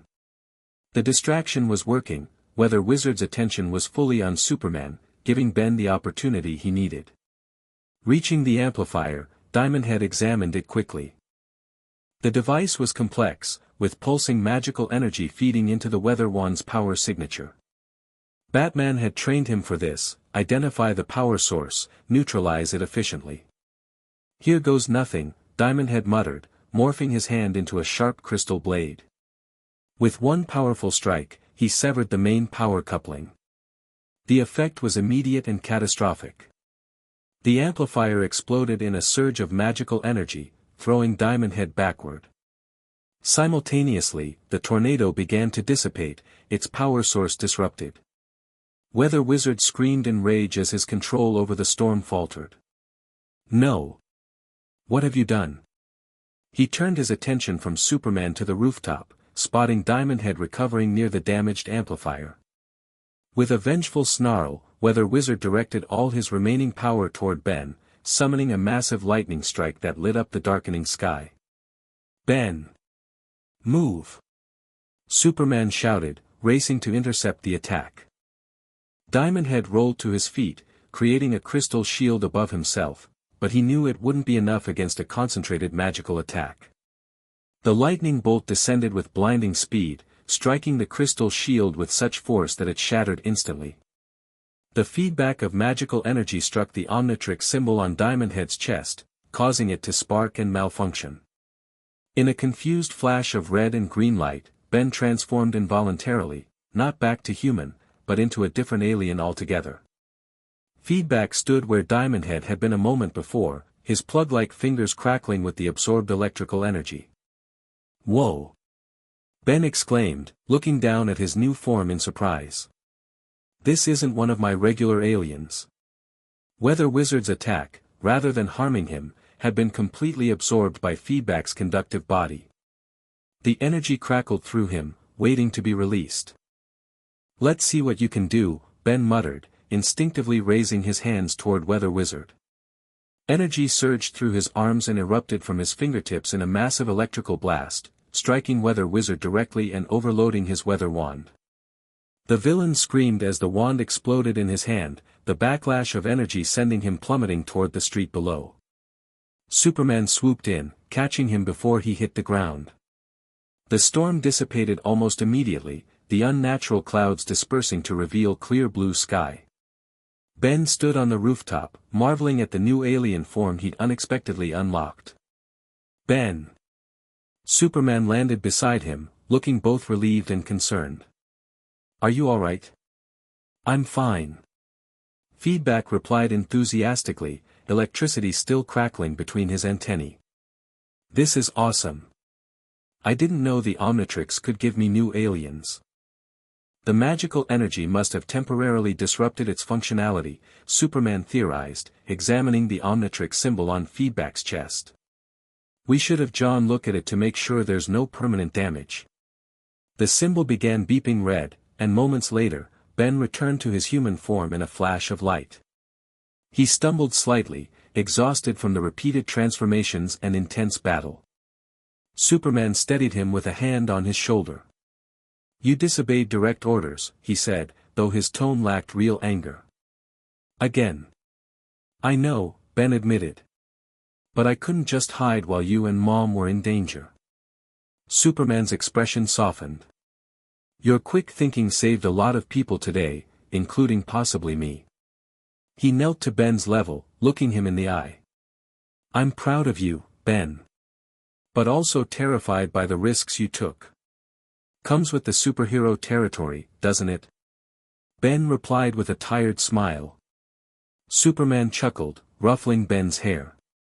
"I suppose it does." He stood, lifting Ben into his arms. "Let's get you home. I think we both could use some rest." As they flew away from the damaged Daily Planet building, Ben caught sight of a black limousine parked at a discreet distance from the evacuation zone. A bald man in an expensive suit stood beside it, observing the scene through high-tech binoculars. "Dad," Ben said quietly. "Is that Lex Luthor?" Superman followed his gaze, his expression darkening. "Yes. He always shows up after these incidents, assessing the damage, and opportunities." "He was looking right at me," Ben said uneasily. "When I was Feedback." Superman's grip tightened protectively. Luther is always interested in alien technology. But he won't get anywhere near you or the Omnitrix, I promise you that.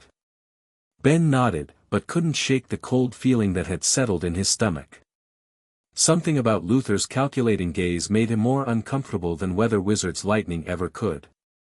In the sleek executive office atop LexCorp Tower, Lex Luthor reviewed footage of the Weather Wizard incident, focusing specifically on the transforming child who had appeared during the battle. Fascinating, he murmured, freezing the frame on a clear shot of Diamond Head interfacing with the weather amplifier. The symbol on the chest matches our earlier observations of the Kent boy. Mercy Graves, his personal assistant and bodyguard, stood impassively behind him. The surveillance team confirms that Benjamin Tennyson Kent disappears whenever one of these creatures appears, and vice versa. And Superman treats this crystal being with the same paternal protectiveness he shows the boy, Luthor observed, advancing to footage of Superman carrying feedback away from the scene. The transformation is clearly technological, not metahuman. He tapped a button, bringing up classified LexCorp files labeled Project Omni. The screen displayed various surveillance photos of Ben at school, at home, and in public, always with the watch-like device visible on his wrist. 2 years of observation, and finally we have confirmation, Luthor said with satisfaction. The device permits the user to transform into various alien species, each with unique abilities. He leaned back in his leather chair, fingers steepled thoughtfully. Imagine the applications, Mercy. Unlimited biological weaponry in a single device. The boy is never without Superman's protection, Mercy pointed out. Direct acquisition would be challenging. Luthor smiled thinly. We won't need to take the boy. Just samples. He pulled up another file, schematics for a specialized drone. Our new nanite collectors should be able to obtain cellular material from at least 3 of his transformations during the next incident. And if Superman discovers our interest? He already suspects it, Luthor replied dismissively. Which is why we'll use intermediaries for the collection process. He closed the files with a sweep of his hand. Contact our friend at Cadmus. Tell him we have a new research priority. Yes, Mr. Luthor. Mercy turned to leave, then paused. The boy handled himself well today. For a child. Luthor's expression hardened. A child with alien technology that surpasses even Kryptonian biology in some respects. Superman has been training him, Mercy. Preparing him. His fist clenched on the desktop. We need to understand that device before he fully masters it.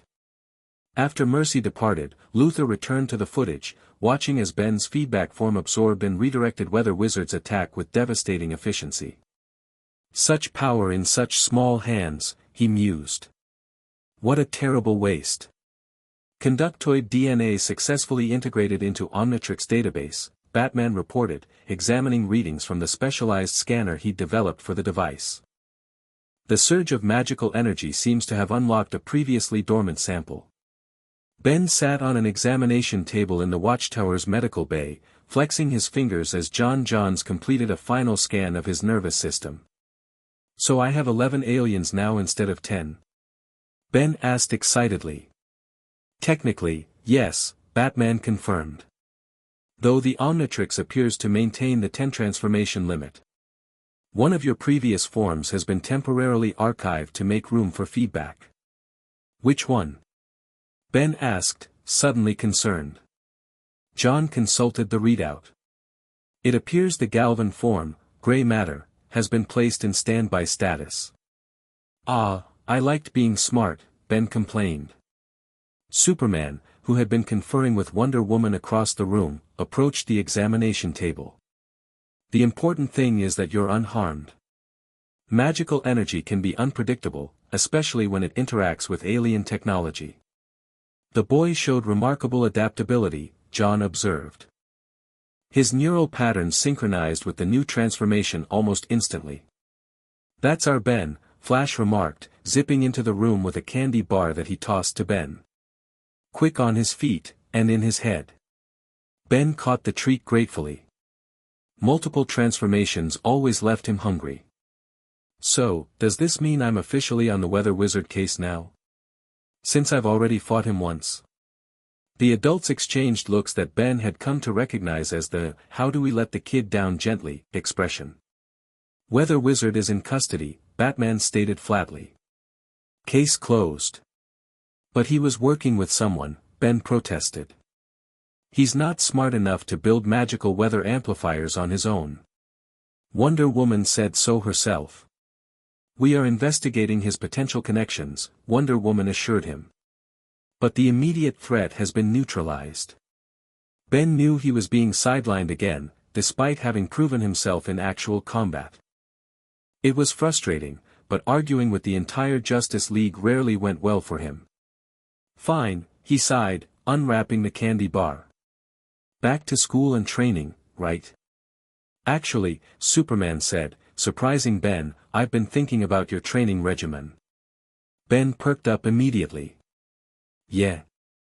You've mastered the basic applications of each alien form, but today showed that there's potential for more specialized techniques, Superman continued. I'm proposing a new program, advanced training with League members whose abilities complement your various transformations. For real? Ben could hardly believe what he was hearing. Batman nodded. Your Diamond Head form could benefit from my tactical combat techniques. For arms from Superman's strength control protocols. XLR-8 from Flash's speed management strategies. And your new feedback form from my energy manipulation expertise, added Green Lantern, who had just entered the bay. If you're up for it, kid. Ben's face split into a huge grin. Are you kidding? This is awesome. It will be rigorous, John warned. More demanding than your current training. I can handle it, Ben said confidently. When do we start? Tomorrow, Superman decided. For now, you need rest. Pushing the Omnitrix through multiple transformations in quick succession depletes your energy reserves. As if to prove his point, Ben yawned widely. The adrenaline of the battle was wearing off, leaving bone-deep exhaustion in its wake. I guess I am pretty tired, he admitted reluctantly. I'll take you home, Superman offered. Lois is waiting, and I believe she mentioned something about celebratory ice cream for the hero of the day. Ben brightened at that. With sprinkles? Would it be celebratory without them? Superman replied with a smile. As they prepared to leave, Batman pulled Superman aside for a quiet word. Ben, pretending not to notice, activated his enhanced hearing, a little trick he'd learned by studying Vulpamencer DNA through the Omnitrix. Luthor was at the scene, Batman said in a low voice. Surveillance footage shows him taking particular interest in Ben's transformations. I saw him, Superman confirmed grimly. He's been having Ben watched for months. I've intercepted several of his drones near the apartment and school. He'll make a move eventually, Batman warned. The Omnitrix represents too tempting a technological prize for him to ignore indefinitely. Let him try, Superman responded, a rare edge of menace in his voice. Ben is family now. Luthor knows what happens to those who threaten my family. The fierce protectiveness in Superman's tone gave Ben a warm feeling that had nothing to do with the Omnitrix. 2 years ago, he'd fallen into this world alone and terrified. Now he had not just Superman, but the entire Justice League watching over him. Still, as he and Superman flew home through the evening sky, Ben couldn't shake the memory of Luthor's calculating stare. Weather Wizard had been dangerous, but ultimately just a villain with a magical gimmick. Luthor felt like something else entirely, patient, intelligent, and completely ruthless. Ben glanced at the Omnitrix on his wrist, its green hourglass symbol glowing softly in the twilight.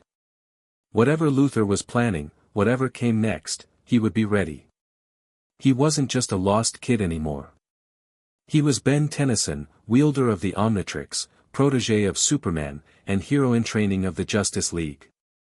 And if Lex Luthor wanted his watch, he'd have to get through 11 different aliens to get it. What are you thinking about? Superman asked, noticing Ben's contemplative expression. Ben smiled up at his mentor and guardian.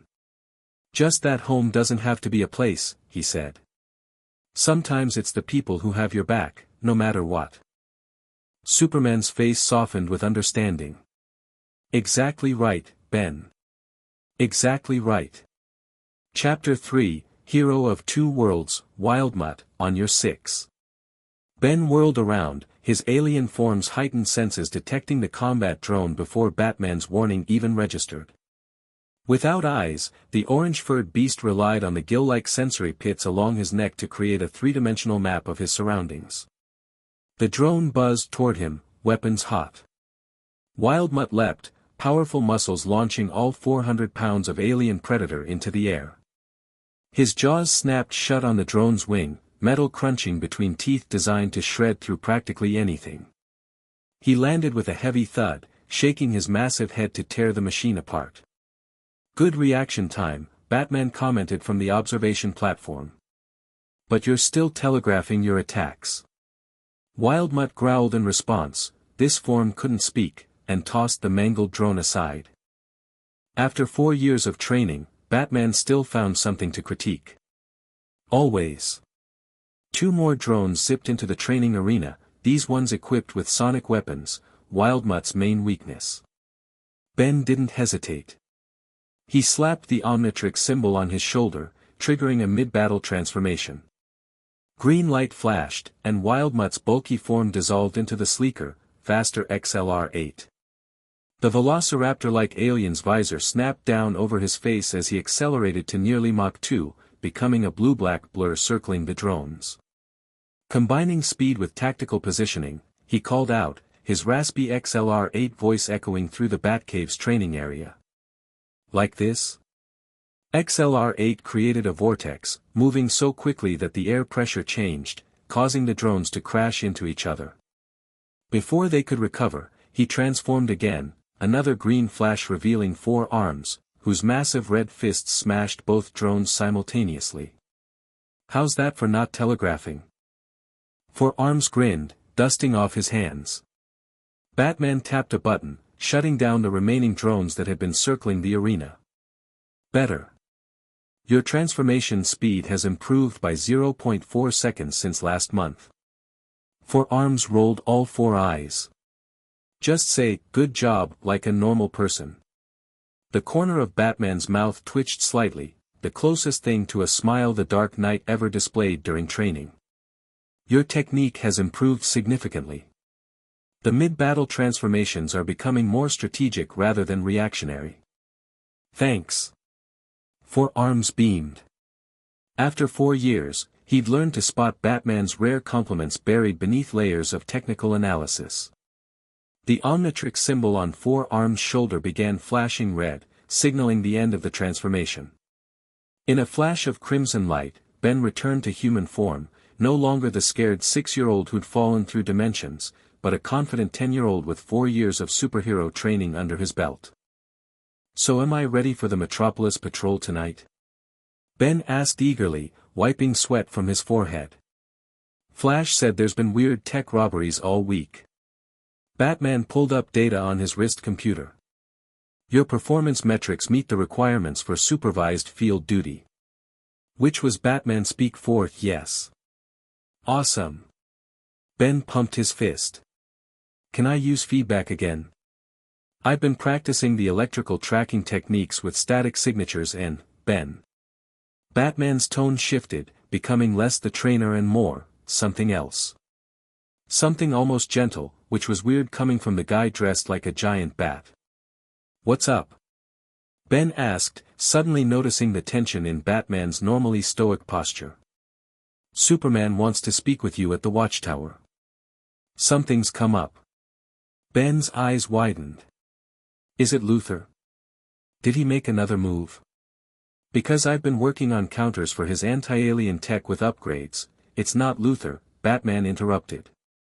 It's about your home dimension. The words hit Ben like a physical blow. Home.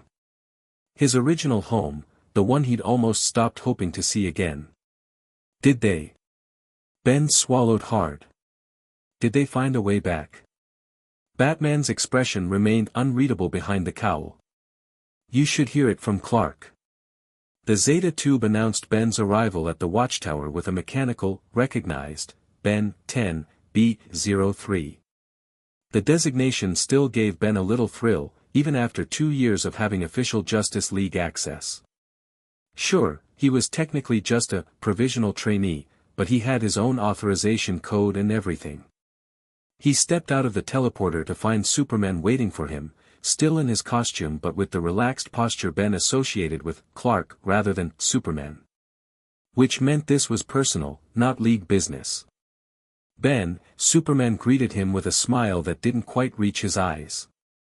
How was training with Bruce? Fine. Kicked some drone butt. Mid-battle transformations improving by 0.4 seconds. Ben tried to sound casual, but his heart was hammering in his chest. Batman said there's news. About my home. Superman nodded, placing a gentle hand on Ben's shoulder. Let's talk in the conference room. The others are waiting. Others? Ben followed Superman down the curved corridor. Who else is there? Zatanna, Dr. Fate, and John. And Lois just arrived via Zeta tube. Now Ben was really nervous. The League's top magical experts, its most powerful telepath, and his foster mom all gathered for this announcement. This was bigger than he'd thought. The conference room doors slid open to reveal exactly the group Superman had mentioned, plus Batman, who must have taken a different Zeta tube up from the cave.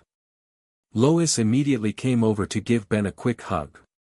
Hey, Squirt, she said, using the nickname he pretended to hate but secretly loved. How'd the training go?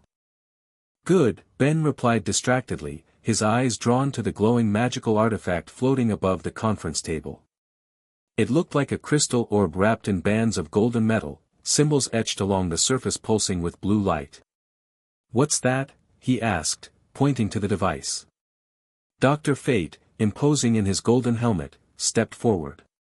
It is called the Sphere of Worlds, an ancient mystical artifact capable of creating temporary bridges between dimensional planes. Between dimensions? Ben looked from the sphere to Superman, hope rising in his chest. You mean, we detected an energy signature, Zatanna explained gently. One that matches the residual patterns we recorded from the Omnitrix when you first arrived. Ben's mouth went dry. You found my home universe. We believe so, John confirmed, his deep voice calm as always. The dimensional barriers naturally thin at certain cosmic junctures. One such alignment is approaching, creating a unique opportunity. The sphere can lock onto the specific frequency of your home dimension, Dr. Fate continued. And with sufficient power, open a stable portal for approximately 73 seconds. 73 seconds. Ben repeated, mind racing. That's not very long. It's a one-way trip, Batman stated bluntly. The sphere will burn out after a single use at this magnitude. If you go through, there's no coming back. The words fell like stones in the suddenly silent room. No coming back. Ben looked at Superman and Lois, his surrogate parents for the past 4 years, and felt his heart twist painfully in his chest. When? He asked, barely above a whisper. The alignment peaks in 3 days, Zatanna answered. We'll need that time to calibrate the sphere and gather the necessary magical energy. 3 days, Ben echoed, trying to process everything. After 4 years of building a life here, training with the League, becoming part of Clark and Lois's family. He had just 3 days to decide whether to leave it all behind. This is your choice, Ben, Superman said gently. No one will force you either way. Lois nodded, though Ben could see she was fighting back tears. Whatever you decide, we support you completely. Ben looked down at the Omnitrix on his wrist. It had been with him through everything, his arrival in this strange universe, his training with Superman, his first missions with the League. But it had also been the thing that separated him from his birth parents in the first place. I need to think, he said finally, looking up at the circle of heroes, his mentors, his friends, his family. Of course, Superman agreed. Take all the time you need. But time was exactly what Ben didn't have. 3 days to make an impossible choice. Back in Metropolis, Ben sat on the rooftop of Clark and Lois's apartment building, legs dangling over the edge as he stared out at the city skyline. The sun was setting, painting the gleaming skyscrapers in hues of gold and amber. For years ago, this view had seemed alien and intimidating. Now, it was just home. He heard the roof access door open behind him but didn't turn around. The familiar footsteps told him it was Clark. "Mind if I join you?" Clark asked, settling down beside Ben without waiting for an answer. He'd changed into civilian clothes, jeans and a flannel shirt that made him look more like a Kansas farm boy than Earth's greatest hero. They sat in companionable silence for several minutes, watching as the city lights began to twinkle on in the gathering dusk. "I've been thinking about when I found you," Clark finally said. "This scared kid with an alien watch, completely lost and alone. I remember thinking, what am I supposed to do with a child?" Ben smiled despite himself. "You weren't exactly prepared for instant parenthood." "Not even slightly," Clark agreed with a chuckle. "But you know what? Taking you in was the best decision I ever made. Well, second best, after marrying Lois." "Better not let her hear you rank it that way," Ben joked half-heartedly. Clark laughed, then grew serious again. "Ben, I want you to know something. When we took you in, it was always with the hope that we'd find a way to get you home. To your real family. You and Lois are my real family too," Ben said quietly. Clark put an arm around Ben's shoulders, pulling him into a side hug. "And we always will be, no matter what you decide. But Ben, your parents have been missing their son for 4 years. If you have a chance to return to them, I know." Ben leaned into the embrace, blinking back tears. I've changed so much. What if they don't recognize me anymore? What if I don't fit in there? You were their son before the Omnitrix, before the Justice League, before all of this," Clark reminded him. "That hasn't changed." Ben looked down at the city streets far below, watching the tiny figures of people going about their evening routines. "But I have. I'm not just Ben Tennyson anymore. I'm Ben 10, alien superhero trainee. And you think they wouldn't be incredibly proud of that?" Clark asked gently. Ben didn't answer immediately. The truth was, he didn't know what his parents would think about any of this. Would they be proud? Terrified? Would they make him stop using the Omnitrix? Would Grandpa Max understand? Would Gwen be jealous? And even if he did go back, could he really give up being a hero? Could he give up the League, the training, the purpose he'd found here? "What would you do?" Ben finally asked, looking up at Clark. "If you could go back to Krypton, but it meant leaving Earth behind forever?" Clark's expression turned thoughtful. "That's a question I've asked myself many times," he admitted. "And I don't have a perfect answer. Krypton was my first home, my heritage. But Earth is where I grew up, where the people I love live." "So you'd stay," Ben concluded. "I don't know," Clark said honestly. "And your situation is different. Your world isn't gone like Krypton. Your parents are still there, waiting for you." Ben nodded, looking back out at the city. "I need to think about it more." "Of course." Clark stood, offering Ben a hand up. "In the meantime, how about we stick to the original plan for tonight? I believe there was mention of a certain patrol in Metropolis." Ben's face lit up momentarily. "For real? Even with everything else going on?" "Life doesn't stop for big decisions," Clark said with a smile. "Sometimes the best thing to do while thinking is to keep moving forward."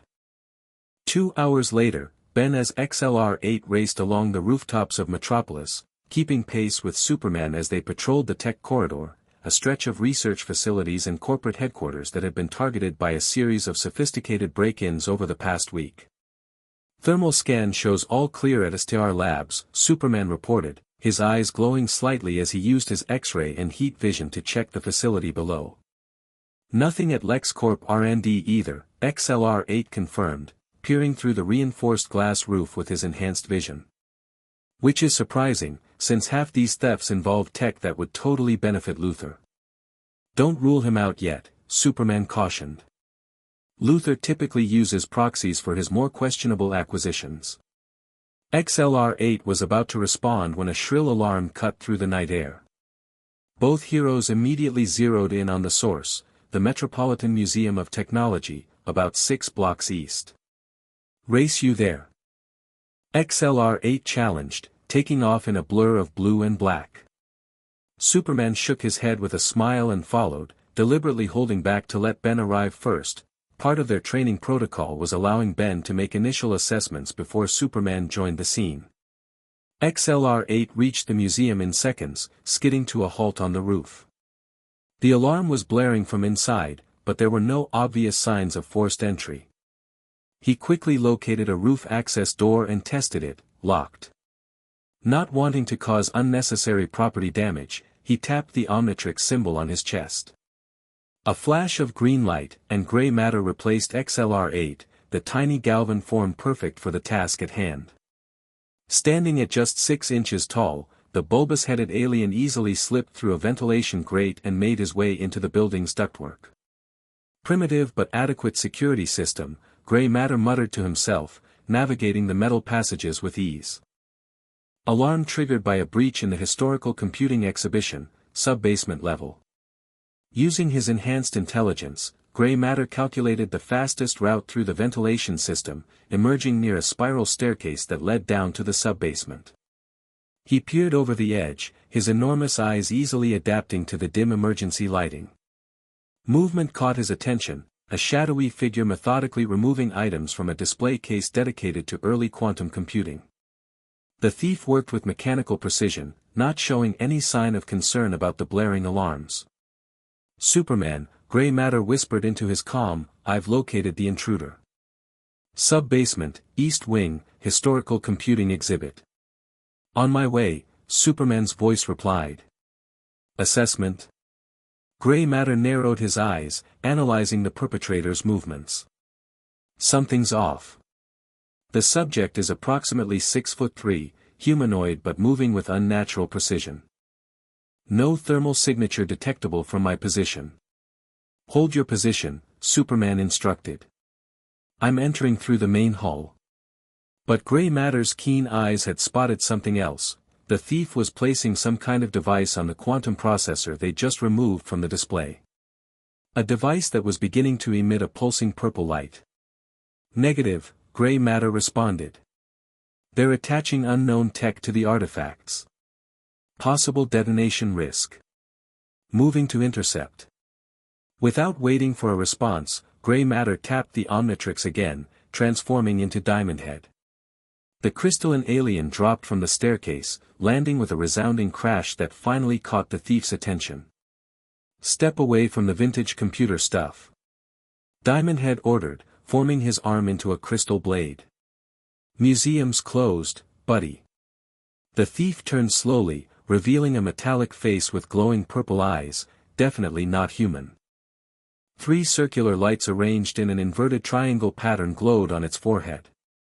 "Omnitrix detected," the robot intoned in a flat, mechanical voice. "Priority Alpha directive activated. Acquisition protocol engaged."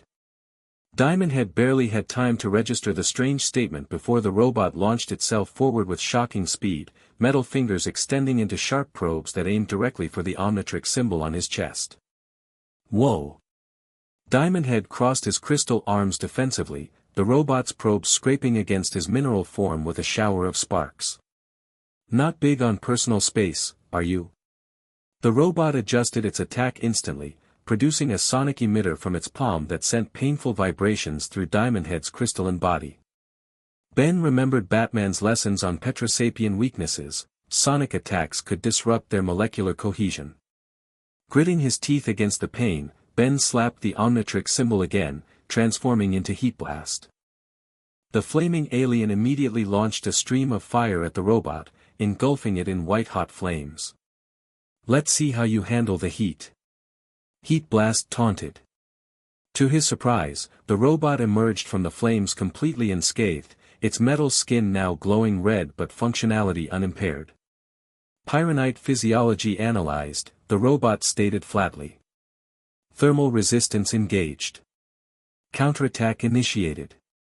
The robot's chest opened to reveal a cooling system that fired a blast of liquid nitrogen directly at Heat Blast. The extreme cold struck him like a physical blow, immediately dampening his flames and causing painful temperature fluctuations throughout his body. "Okay, that hurts," Heat Blast gasped, struggling to maintain his fiery form as ice crystals formed along his arms. The wall behind the robot suddenly exploded inward as Superman arrived, immediately assessing the situation and unleashing a precise beam of heat vision at the robot's cooling system. "Ben, switch forms," Superman ordered, engaging the robot in hand-to-hand combat. Heat Blast didn't need to be told twice. Another green flash, an upgrade took his place, the amorphous, liquid metal galvanic mechamorph ideal for technology manipulation. "Let's see what makes you tick," Upgrade said, his single green eye narrowing as he surged forward like a living puddle of black and green nanites. As Superman grappled with the robot, Upgrade flowed up its legs and began to envelop its body, attempting to merge with and control its systems as he would with any technology. But instead of gaining control, Upgrade felt a painful jolt of feedback as the robot's systems actively repelled his integration attempt. "Galvanic mechamorph infiltration detected," the robot announced. Countermeasures deployed. Electrical current surged through the robot's outer shell, forcing Upgrade to detach with a cry of pain. He reformed a few feet away, his normally smooth surface rippling with aftershocks. "Superman, I can't merge with it," Upgrade called out. "Its tech is like nothing I've encountered before." Superman narrowed his eyes, scanning the robot with his various vision powers. "It's not just a robot," he realized. "It's a drone. And it's transmitting data about the Omnitrix with every attack." The robot suddenly broke free from Superman's grip, its strength surprising even the Man of Steel. It turned toward Upgrade, its purple eyes intensifying in brightness. "Omnitrix carrier identified as interdimensional anomaly," it stated. "Collection priority elevated to maximum." "Collection?" Upgrade repeated, backing away. "I'm not some trading card, dude." The robot's body reconfigured, components shifting to form what looked alarmingly like a capture apparatus. Primary objective, secure Omnitrix for detailed analysis. Secondary objective, secure interdimensional traveler for dissection and study. Dissection? Hard pass. Upgrade transformed again, this time into XLR-8. The speedster zipped around the robot, creating a blue blur as he landed dozens of rapid strikes from different angles. The robot seemed to analyze the attack pattern, its head rotating to track XLR-8's movements. Suddenly, it extended its arm at impossible speed, fingers transforming into a net of energy that caught XLR-8 mid-run, sending him tumbling across the floor in a tangle of limbs. "Kinoceleran response time calculated," the robot announced. Predictive countermeasures engaged. Superman flew at the robot with full force, only to be met with a blast of green energy that struck him directly in the chest. He crashed through a display case, momentarily stunned. Kryptonian weakness exploited, the robot continued in the same emotionless tone. Synthetic kryptonite radiation deployed. XLR-8 untangled himself from the energy net, looking worriedly at Superman. "It knows all our weaknesses." "Not all of them," Superman replied, shaking off the effects of the kryptonite radiation with visible effort.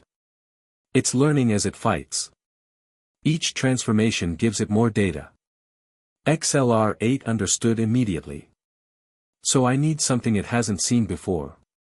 He slapped the Omnitrix symbol again, transforming into Cannonbolt, a massive, armadillo-like alien with tough, segmented armor plates covering its body. "Let's bowl." Cannonbolt curled into a sphere and launched himself at the robot, striking with the force of a wrecking ball. The impact sent the mechanical attacker flying into the wall, leaving a robot-shaped dent in the concrete. The robot pulled itself from the wall, joints recalibrating as it assessed the new threat. Arburian Pelorota identified. Adjusting combat parameters. Keep moving. Superman advised, joining the attack with a series of super-speed punches that prevented the robot from fully analyzing Cannonbolt's capabilities. Working in tandem, Superman and Cannonbolt pressed their advantage, not giving the robot time to adapt to the new alien form. Cannonbolt bounced off walls, ceiling, and floor, striking the robot from different angles while Superman used his heat vision to target exposed joints and systems. The robot began to show signs of damage, its movements becoming less fluid, synthetic skin tearing to reveal complex circuitry beneath. But even as they gained the upper hand, Ben noticed something disturbing. The robot was still transmitting data, its three-circle insignia pulsing with each new attack they landed. "We need to stop that transmission," Cannonbolt called out to Superman. "It's still sending information to somewhere." Superman nodded grimly, focusing his heat vision on the robot's head, trying to disable its communication array. The robot raised a protective shield, deflecting the beam. "Transmissions cannot be terminated," it stated. Collection parameters updated. Capturing Omnitrix carrier now deemed inefficient. New directive, extract Omnitrix by force. The robot's arms transformed into vicious-looking cutting tools that whirred with menacing purpose. "That doesn't sound good," Cannonbolt muttered, curling into a defensive ball as the robot lunged forward. Superman intercepted the attack, grappling with the robot's cutting arms while Cannonbolt rolled to a safe distance. Ben knew they needed to end this quickly. The longer they fought, the more data the robot collected. "Superman. I have an idea," Cannonbolt called out. "But I need you to get clear when I give the signal." Superman nodded, continuing to wrestle with the increasingly damaged but still dangerous robot. Cannonbolt rolled to the far end of the exhibition hall, building up momentum as he bounced off walls at increasing speed. "Now!" Cannonbolt shouted, hurtling toward the robot at maximum velocity. Superman released the robot and shot upward just as Cannonbolt transformed mid-roll, a flash of green light revealing feedback. The conductoid's plug-like fingers extended forward as he collided with the robot, connecting directly to its power systems. "Let's see how you handle a power surge." Feedback grinned, channeling electricity through his entire body and into the robot's systems. The robot convulsed as feedback drained its power while simultaneously overloading its circuits with a massive electrical feedback loop. Its purple eyes flickered, and the transmission light on its forehead sputtered. System overload," the robot stuttered, its voice distorting. Data transmission interrupt. With a final surge of electricity, feedback overloaded the robot completely. It collapsed to the floor, eyes dark, limbs twitching with residual current. Feedback stood over the defeated machine, antennas still crackling with excess energy. "That's what you get for trying to steal my watch, you oversized calculator." Superman landed beside him, looking both impressed and concerned. "Quick thinking with that transformation combo." "Thanks," Feedback replied, the excess energy finally dissipating from his body. "I figured it hadn't adapted to feedback yet, and electrical manipulation was our best shot at disrupting its systems." Superman knelt beside the deactivated robot, examining it carefully without touching. "This isn't standard Earth technology," he observed. "The design is familiar, though." Feedback leaned in for a closer look at the three-circle insignia on the robot's forehead. "I've never seen that symbol before." "What is it?" Superman's expression darkened.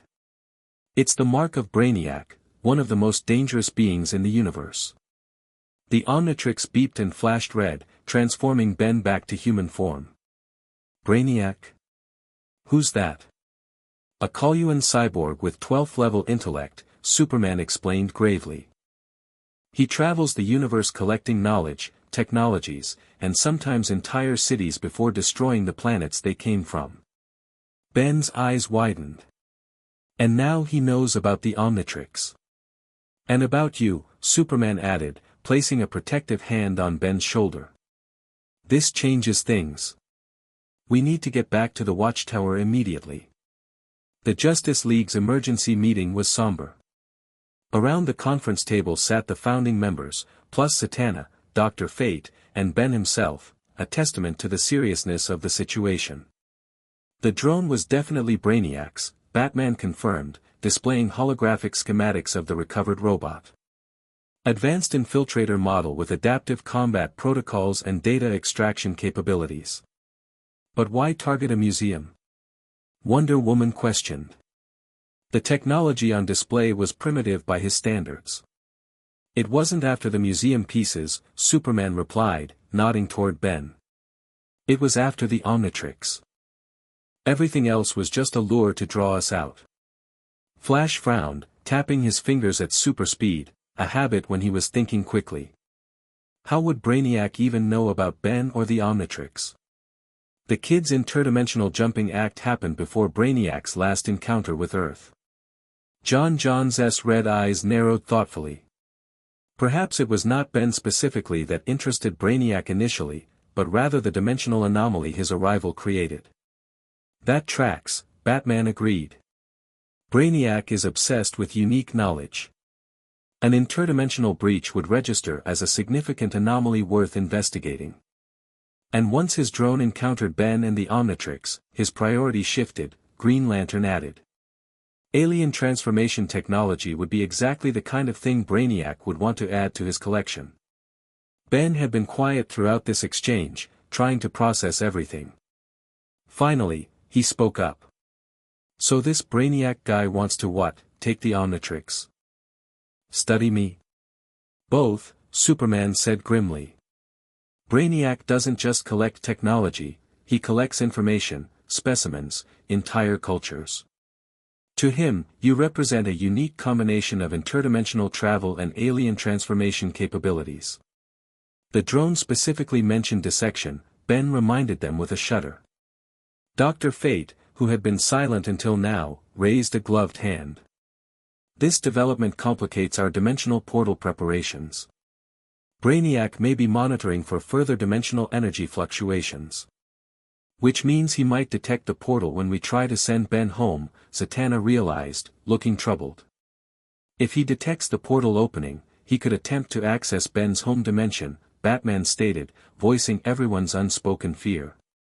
Potentially threatening two universes instead of one. The implication hung heavy in the air. Ben's possible return home now carried an additional risk, exposing his original universe to one of the most dangerous beings in this one. We can't risk it, Ben said quietly, surprising everyone. We can't open the portal if there's a chance Brainiac could follow me through. Superman looked at Ben with a mixture of pride and sadness. We don't need to make that decision yet. First, we need to neutralize the Brainiac threat. Agreed, Batman nodded. Brainiac's ship must be in Earth's vicinity if he deployed a drone. We need to locate it before he makes his next move. I'll contact the Guardians, Green Lantern offered. They have extensive records of Brainiac's movements across the galaxy. And I'll coordinate with Star Labs to set up sensors for his specific energy signature, Flash added. As the League members discussed strategy, Ben felt a complex mix of emotions. The possibility of returning home, which had seemed so tantalizingly close just hours ago, was now complicated by this new threat. And yet, a small, guilty part of him felt almost relieved at the delay. It gave him more time before having to make his impossible choice. Ben, Superman said gently, noticing his distraction. We should get you home. Lois will be worried. Ben nodded mutely, following Superman out of the conference room while the other heroes continued their strategic planning. In the corridor, Superman stopped and turned to face Ben directly. I know today has been overwhelming.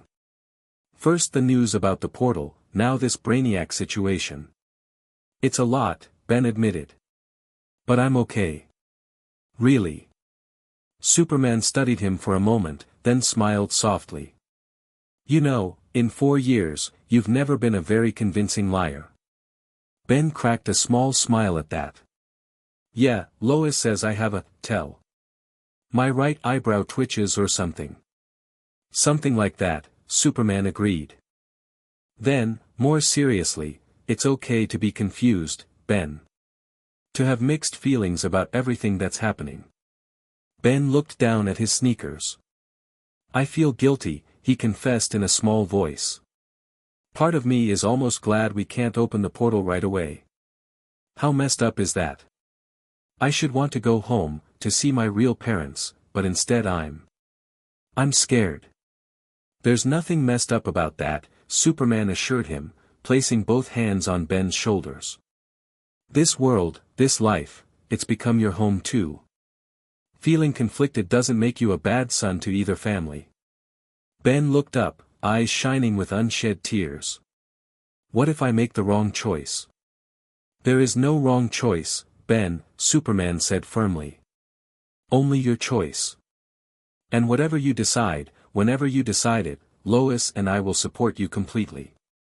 Ben impulsively threw his arms around Superman's waist, hugging him tightly.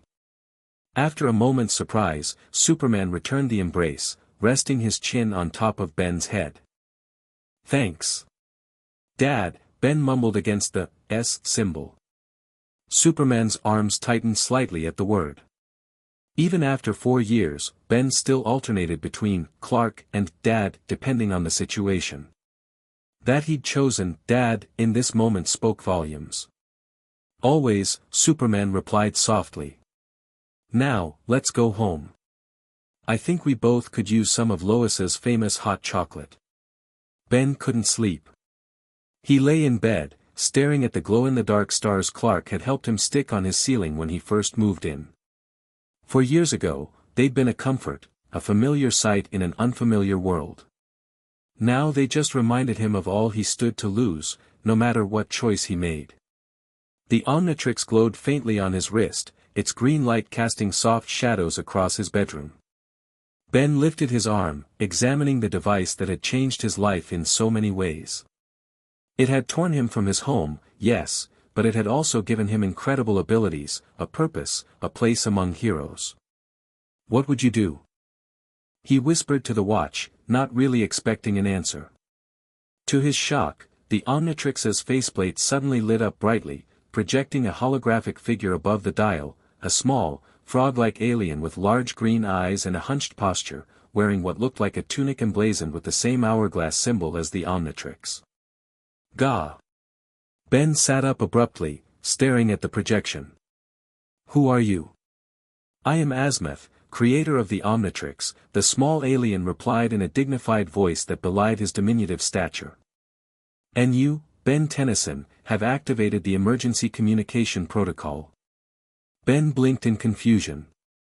I didn't touch anything. I was just talking to it, to you. Azimuth raised what passed for an eyebrow. The Omnitrix responds to your biometric signatures and brainwave patterns after prolonged use. Your distress reached a threshold that triggered this protocol. Wait, you've been monitoring my brainwaves? Ben asked, somewhat creeped out. For 4 years. The Omnitrix has, Azimuth corrected. I merely programmed it to alert me in certain circumstances. Your interdimensional displacement was unexpected. Ben stared at the hologram, trying to process this new development. So you know I'm stuck in another dimension. Can you help me get home? Azimuth's expression turned grave. The dimensional breach that brought you here was not of my creation. The Omnitrix was never designed for interdimensional travel, that was an unforeseen interaction with another technology. What other technology? Ben pressed. Unknown, Azimuth admitted. But the energy signature suggests chronosapien involvement, possibly combined with quantumelia phase shifting. Highly unstable and practically impossible to replicate safely. Ben's hopes deflated. So even you can't help me get back? I did not say that, Azimuth replied carefully. I said it couldn't be replicated safely. Given sufficient time and resources, I could potentially construct a stable dimensional gateway. But doing so would require my physical presence in your current dimension, which presents its own set of challenges. Ben's mind raced with possibilities. But there's already a potential way back. There's this thing called the Sphere of Worlds that can open a portal during some cosmic alignment happening soon. Asmatha's eyes narrowed. Describe this Sphere of Worlds. Ben did his best to recall the details Dr. Fate and Zatanna had shared. As he spoke, Asmatha's expression grew increasingly concerned. A mystic artifact of uncertain origin utilizing cosmic alignment energies, the alien inventor summarized. Highly dangerous and imprecise. The probability of it connecting to the correct dimensional frequency is concerningly low. But Dr. Fate said they matched it to the energy signature from when I arrived, Ben argued. Perhaps, Asmath conceded. But even a slight miscalculation could send you to yet another dimension, or worse, leave you stranded between realities. His holographic form shifted, as though consulting something off-screen. Additionally, I'm detecting unusual energy patterns in your vicinity. Something is scanning for the Omnitrix's unique signature. Ben tensed. That's probably Brainiac. He's this superintelligent alien cyborg who collects technology and knowledge from across the universe. His drone attacked me earlier today. Brainiac? Asmatha's eyes widened in what appeared to be genuine alarm. A Coluan mind harvester has targeted the Omnitrix. This is most disturbing. You know about Brainiac? Ben asked, surprised. The Coluans are known across multiple dimensional planes, Asmath explained. Their technology assimilation capabilities make them particularly dangerous to advanced civilizations. If a Coluan has detected the Omnitrix's interdimensional properties. He didn't need to finish the thought. Ben understood the implications all too well. Yeah, the Justice League is worried he might try to follow me through the portal if I use it, Ben said glumly. Asmath stared at him for a long moment. Justice League? You've aligned yourself with the indigenous heroes of this dimension. They took me in, Ben explained. Trained me. Became my family. Something in Asmatha's expression softened almost imperceptibly. I see. And now you face a difficult choice between returning to your origin dimension or remaining where you've established new connections. Pretty much, Ben sighed. What would you do? Asmath seemed taken aback by the direct question. I am not in the habit of making others' life decisions for them, he said stiffly.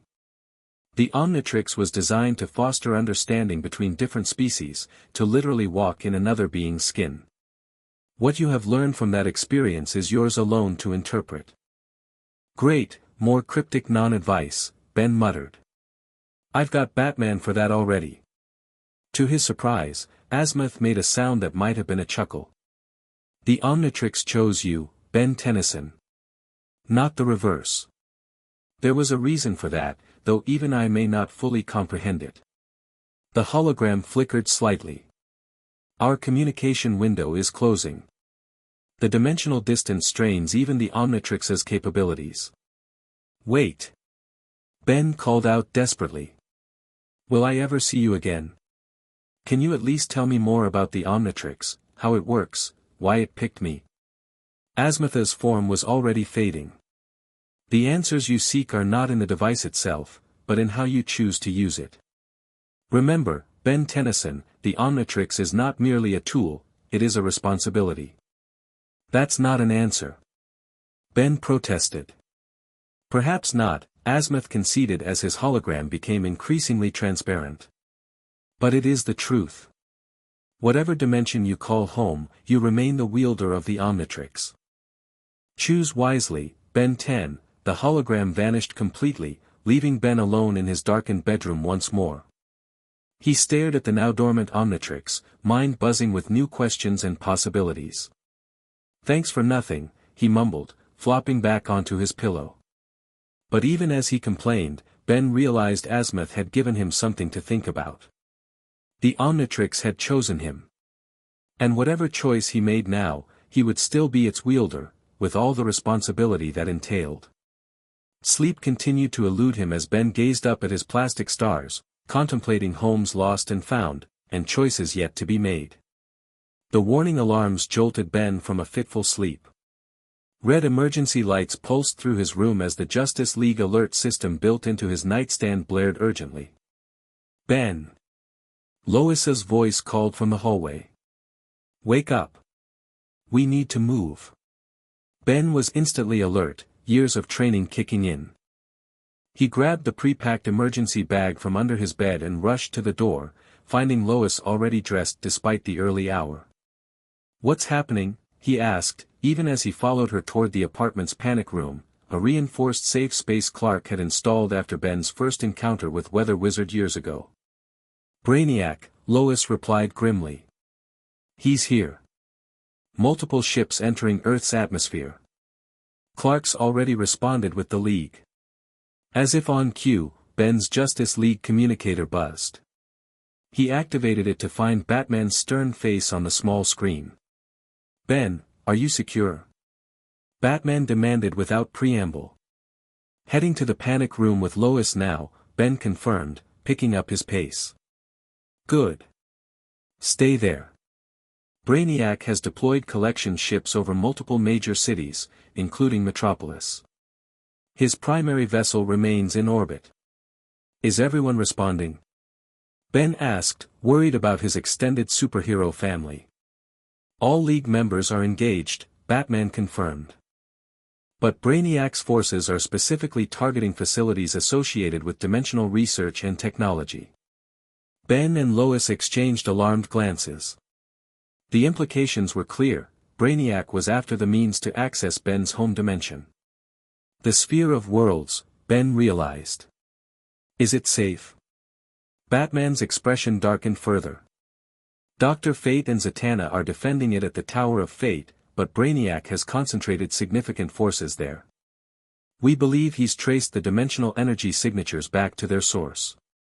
A distant explosion shook the apartment building, causing pictures to rattle on the walls. Ben rushed to the window despite Lois's protest, pulling back the curtain to see a horrifying sight, 3 skull-shaped ships hovering over downtown Metropolis, violet energy beams extending down to various buildings. He's starting the collection process, Batman observed grimly from the communicator. Those buildings will be miniaturized and taken aboard his ships. We have to stop him. Ben exclaimed, anger and determination rising within him. I can help. Negative, Batman and Lois said simultaneously. You're Brainiac's primary target, Batman continued. Engaging directly would play into his hands. Another explosion, closer this time, rattled the apartment. Dust fell from the ceiling as the building structure groaned under some unseen stress. We need to get to the panic room now, Lois insisted, pulling Ben away from the window. But Ben stood firm, a decision crystallizing in his mind. If I'm what he wants, then I'm also the best bait to draw him out. To end this. Absolutely not, Lois stated flatly. Clark would never. Clark is busy saving the city, Ben interrupted, an unusual hardness in his voice. And I'm not asking permission.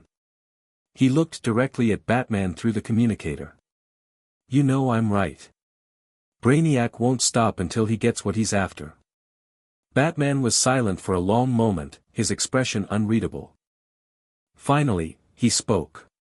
What's your plan? Bruce. Lois protested. The Tower of Fate, Ben said quickly, before Lois could object further. If Brainiac wants dimensional technology, let's give him a reason to concentrate all his forces there. I can use the Omnitrix to help defend the sphere while the rest of the League takes out his ships. It's too dangerous, Lois argued. You're just a child. I'm Ben 10, Ben countered, standing straighter. I've been training for this for 4 years. I'm more than just a kid with a watch now. Another explosion rocked the building, this one close enough to shatter the living room windows.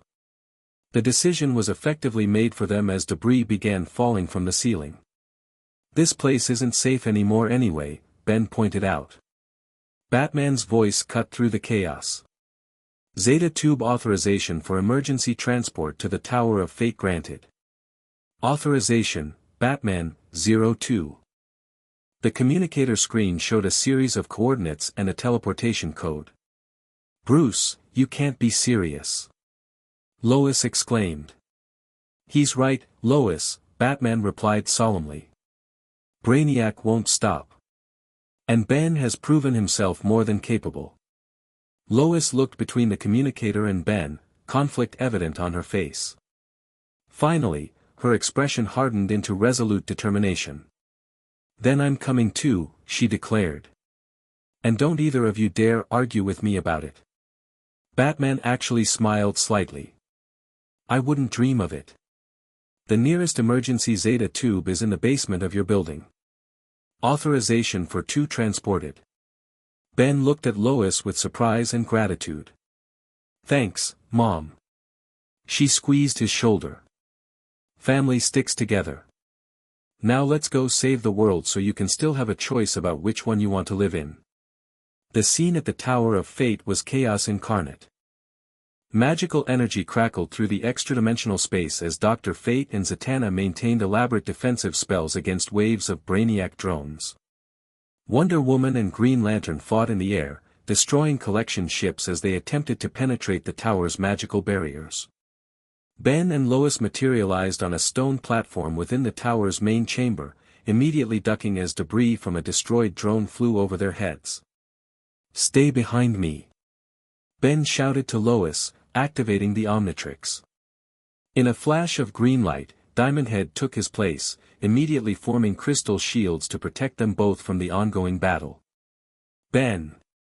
Dr. Fate called from across the chamber, where he maintained a golden ank-shaped shield around a pedestal. On it sat the Sphere of Worlds, now glowing with intensifying blue light. "The dimensional alignment is accelerating due to Brainiac's attempts to breach our defenses." "Meaning what?" Diamondhead called back, extending his crystal structures to reinforce a crumbling section of wall. "The portal will open prematurely if the energy continues to build." Zatanna explained, her backwards incantations creating magical barriers as she spoke. "RIFFOLLAW." A wall of blue flames erupted between them and an advancing wave of drones, temporarily halting their progress. "Where's Superman?" Lois asked, staying close behind Diamondhead's protective form. Engaging Brainiac's primary vessel in orbit, Green Lantern reported, landing briefly beside them. "Flash, Batman and John are coordinating the ground defense in major cities. We're the last line of defense here." As if to emphasize his point, a massive explosion rocked the tower's foundation. The ceiling cracked, raining mystical debris down upon them. "The outer defenses are failing," Dr. Fate announced, his voice echoing with otherworldly power. "Brainiac himself approaches." Diamondhead looked at the sphere, which was pulsating more rapidly now, the symbols along its surface glowing with increasing intensity. A decision formed in his mind, clear and certain. "We need to open the portal now," he declared. "On our terms, not his." "Impossible," Dr. Fate replied. "The alignment is not complete. A premature opening could destabilize both dimensional planes." "Ben, no," Lois pleaded, understanding his intention. "It's too dangerous." But Diamondhead had already made his choice. He slapped the Omnitrix symbol on his chest, transforming into Upgrade. The liquid metal alien surged toward the Sphere of Worlds. "What are you doing?" Zatanna cried in alarm. "Improvising." Upgrade replied, his amorphous body enveloping the sphere. "If Brainiac wants this technology so badly, let's show him what happens when you mix alien tech with magic." Upgrade's unique abilities began to interface with the sphere's mystical energies, his galvanic mechamorph pattern glowing brilliantly as he merged his technological essence with the ancient artifact. The sensation was unlike anything Ben had experienced before, raw dimensional energy coursing through his merged form, ancient magical formulas suddenly comprehensible to his technologically enhanced mind. "I can see it," Upgrade gasped, his single eye widening. "The pathways between dimensions. The fabric of reality itself." Ben, stop! Wonder Woman shouted, fighting her way toward him. Your body cannot channel that much energy. But it was too late. The merger between Upgrade and the sphere had created a feedback loop, accelerating the dimensional alignment. Blue-white energy erupted from the combined form, spreading outward in concentric rings that pushed back the attacking drones and rippled through the tower's structure. In the center of the chamber, a swirling vortex began to form, a window between worlds, growing larger by the second. And through that widening portal, Ben could see it, a familiar campsite, the Rust Bucket RV, and three figures frozen in what appeared to be mid-search, unaware of the dimensional window opening nearby. Grandpa Max, Upgrade whispered, recognizing the figures. Mom. Dad. The sight of his birth family, seemingly preserved in the moment just after his disappearance 4 years ago, sent a shock through Ben's system. Time must flow differently between dimensions. For them, it might have been only moments since he vanished. But before he could process this revelation fully, a new presence entered the tower, a tall, green-skinned humanoid with a partially mechanical body, 3 glowing circles arranged in an inverted triangle on his forehead.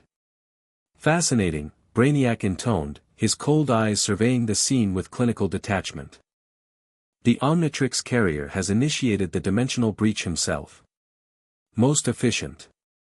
Wonder Woman and Green Lantern immediately moved to engage the villain, but Brainiac raised a hand, emitting a pulse of energy that froze them in place, some kind of stasis field. Your biological and technological distinctiveness will be added to my collection, Brainiac continued, approaching the swirling portal and the Upgrade sphere merger at its center. Along with the unique dimensional frequency of your origin universe. Not happening. Upgrade strained against the overwhelming energy flowing through him, portions of his liquid metal body beginning to destabilize under the strain. With tremendous effort, Ben slapped the Omnitrix symbol again, transforming into feedback. The conductoid's energy manipulation abilities immediately began to channel and regulate the dimensional power more effectively. Better, feedback gasped, his plugs and antennae crackling with blue-white dimensional energy. Now I can control it. Brainiac paused, recalculating. The conductoid form. Capable of energy absorption and redirection. Interesting adaptation. You want interesting? Feedback grinned despite the pain. Try this. He extended his hands toward Brainiac, releasing a concentrated blast of dimensional energy directly at the villain. Brainiac raised a shield, but the unique nature of the energy, part technological, part magical, part dimensional, penetrated his defenses, staggering him backward. Your resistance is impressive but futile, Brainiac stated, recovering quickly. The dimensional gateway is already forming. I need only wait for its stabilization to access both universes. Feedback knew Brainiac was right. The portal was growing more stable by the second, the image of his original universe becoming clearer. Soon, it would be a doorway Brainiac could simply walk through. Unless... Mom!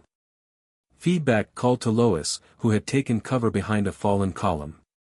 Tell Dad I'm sorry. Lois's eyes widened in understanding and horror. Ben, no. But Feedback had already made his decision.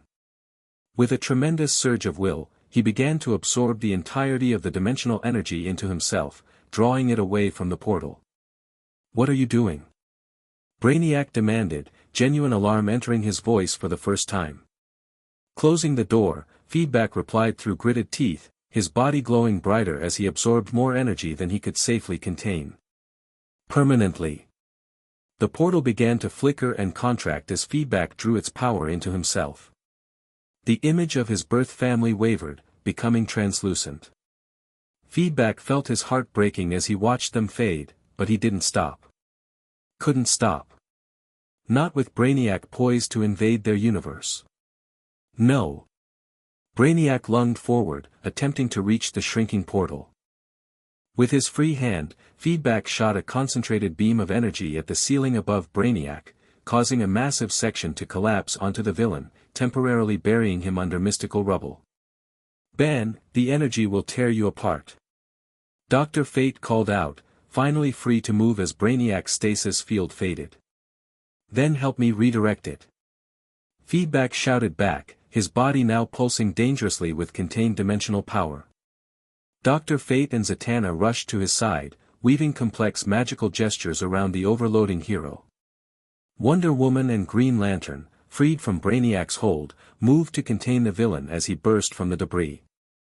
We can create a containment spell, Zatanna explained rapidly, but we need a focal point, something to anchor the energy. The Omnitrix, Feedback realized. It already contains interdimensional energy from my original arrival. Dr. Fate nodded grimly. The risk is substantial. Do it. Feedback ordered, feeling his conductoid form beginning to destabilize under the immense energy burden.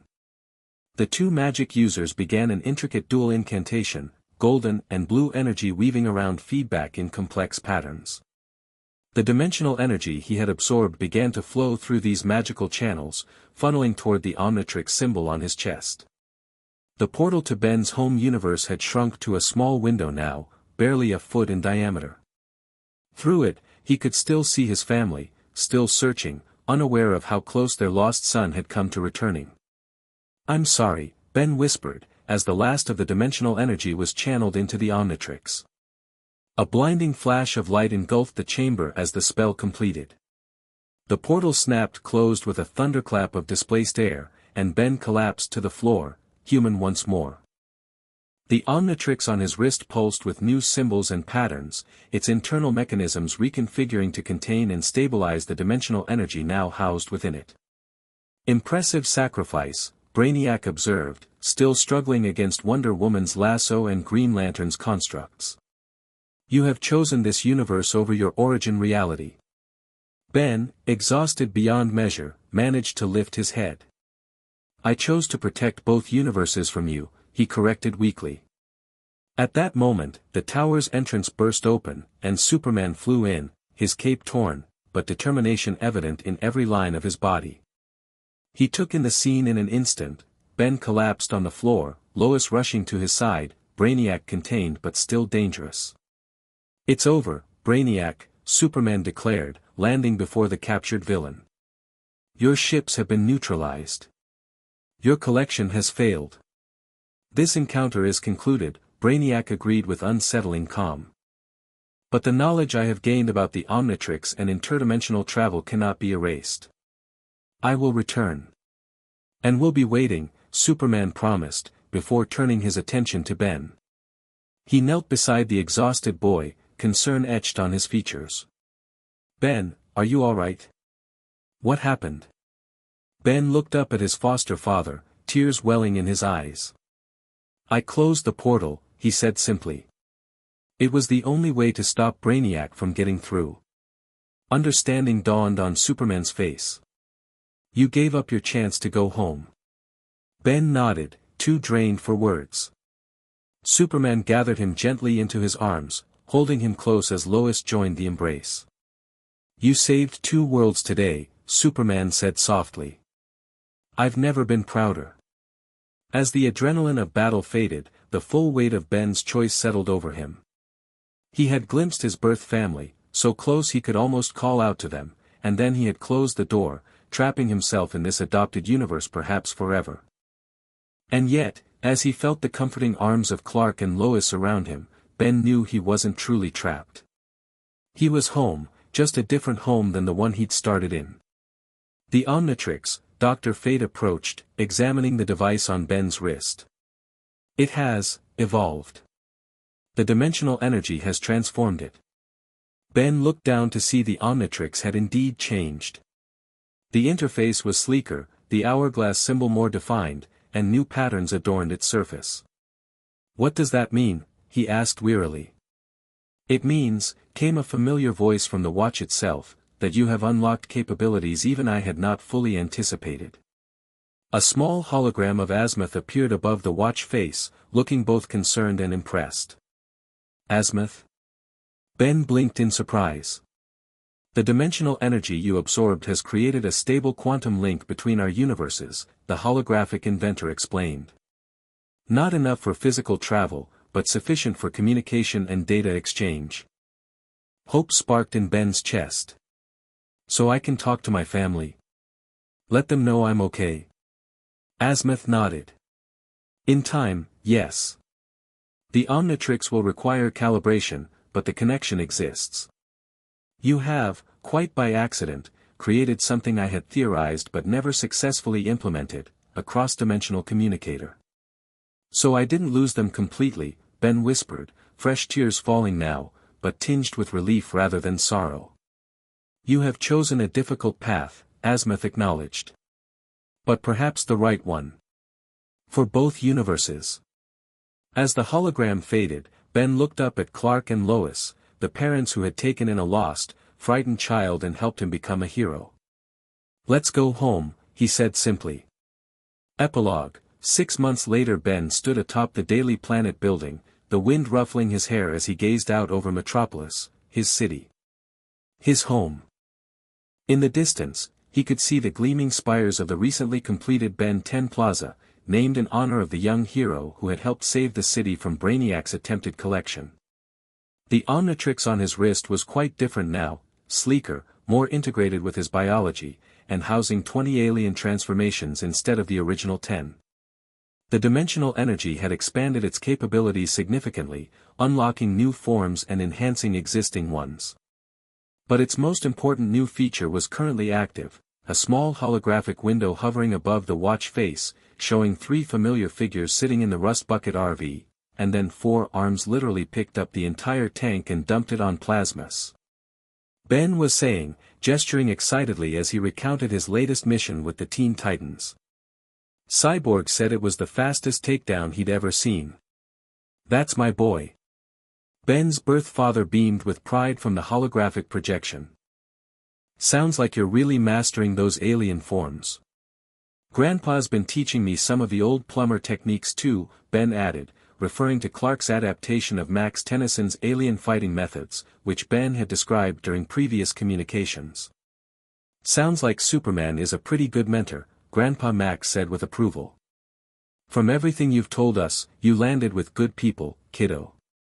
The best, Ben agreed, glancing over his shoulder where Clark waited patiently in the shadows, giving Ben privacy for his weekly cross-dimensional call. We miss you every day, Ben, his birth mother said softly, a familiar sadness in her eyes despite her smile. But knowing you're safe, that you're happy and doing such amazing things, it helps. The dimensional communication system wasn't perfect. The connection could only be maintained for about 15 minutes before the energy drain became too much for the Omnitrix. And physical travel between the universes remained impossible, the dimensional barriers had been permanently reinforced after Brainiac's attempt to breach them. But it was enough. Enough for Ben to maintain connections to both families, both worlds.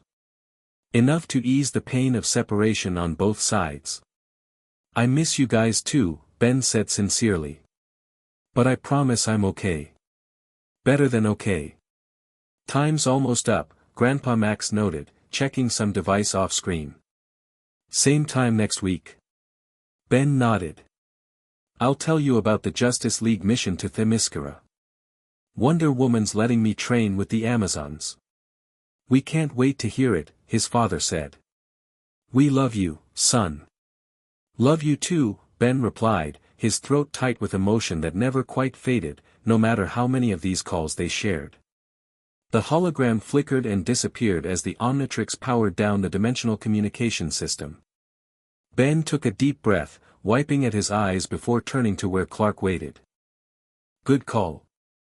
Clark asked gently, stepping forward to stand beside his foster son. Yeah, Ben nodded. They're doing good. Grandpa Max is taking Mom and Dad on the same summer road trip route we were on when, you know. Clark placed a comforting hand on Ben's shoulder. It helps them feel close to you.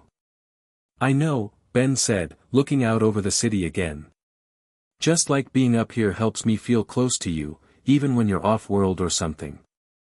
They stood in companionable silence for a moment, the setting sun painting Metropolis in shades of gold and amber. Ready for patrol? Clark finally asked. Flash mentioned some suspicious activity near the harbor. Ben grinned, all traces of melancholy vanishing as he activated the Omnitrix. I was born ready.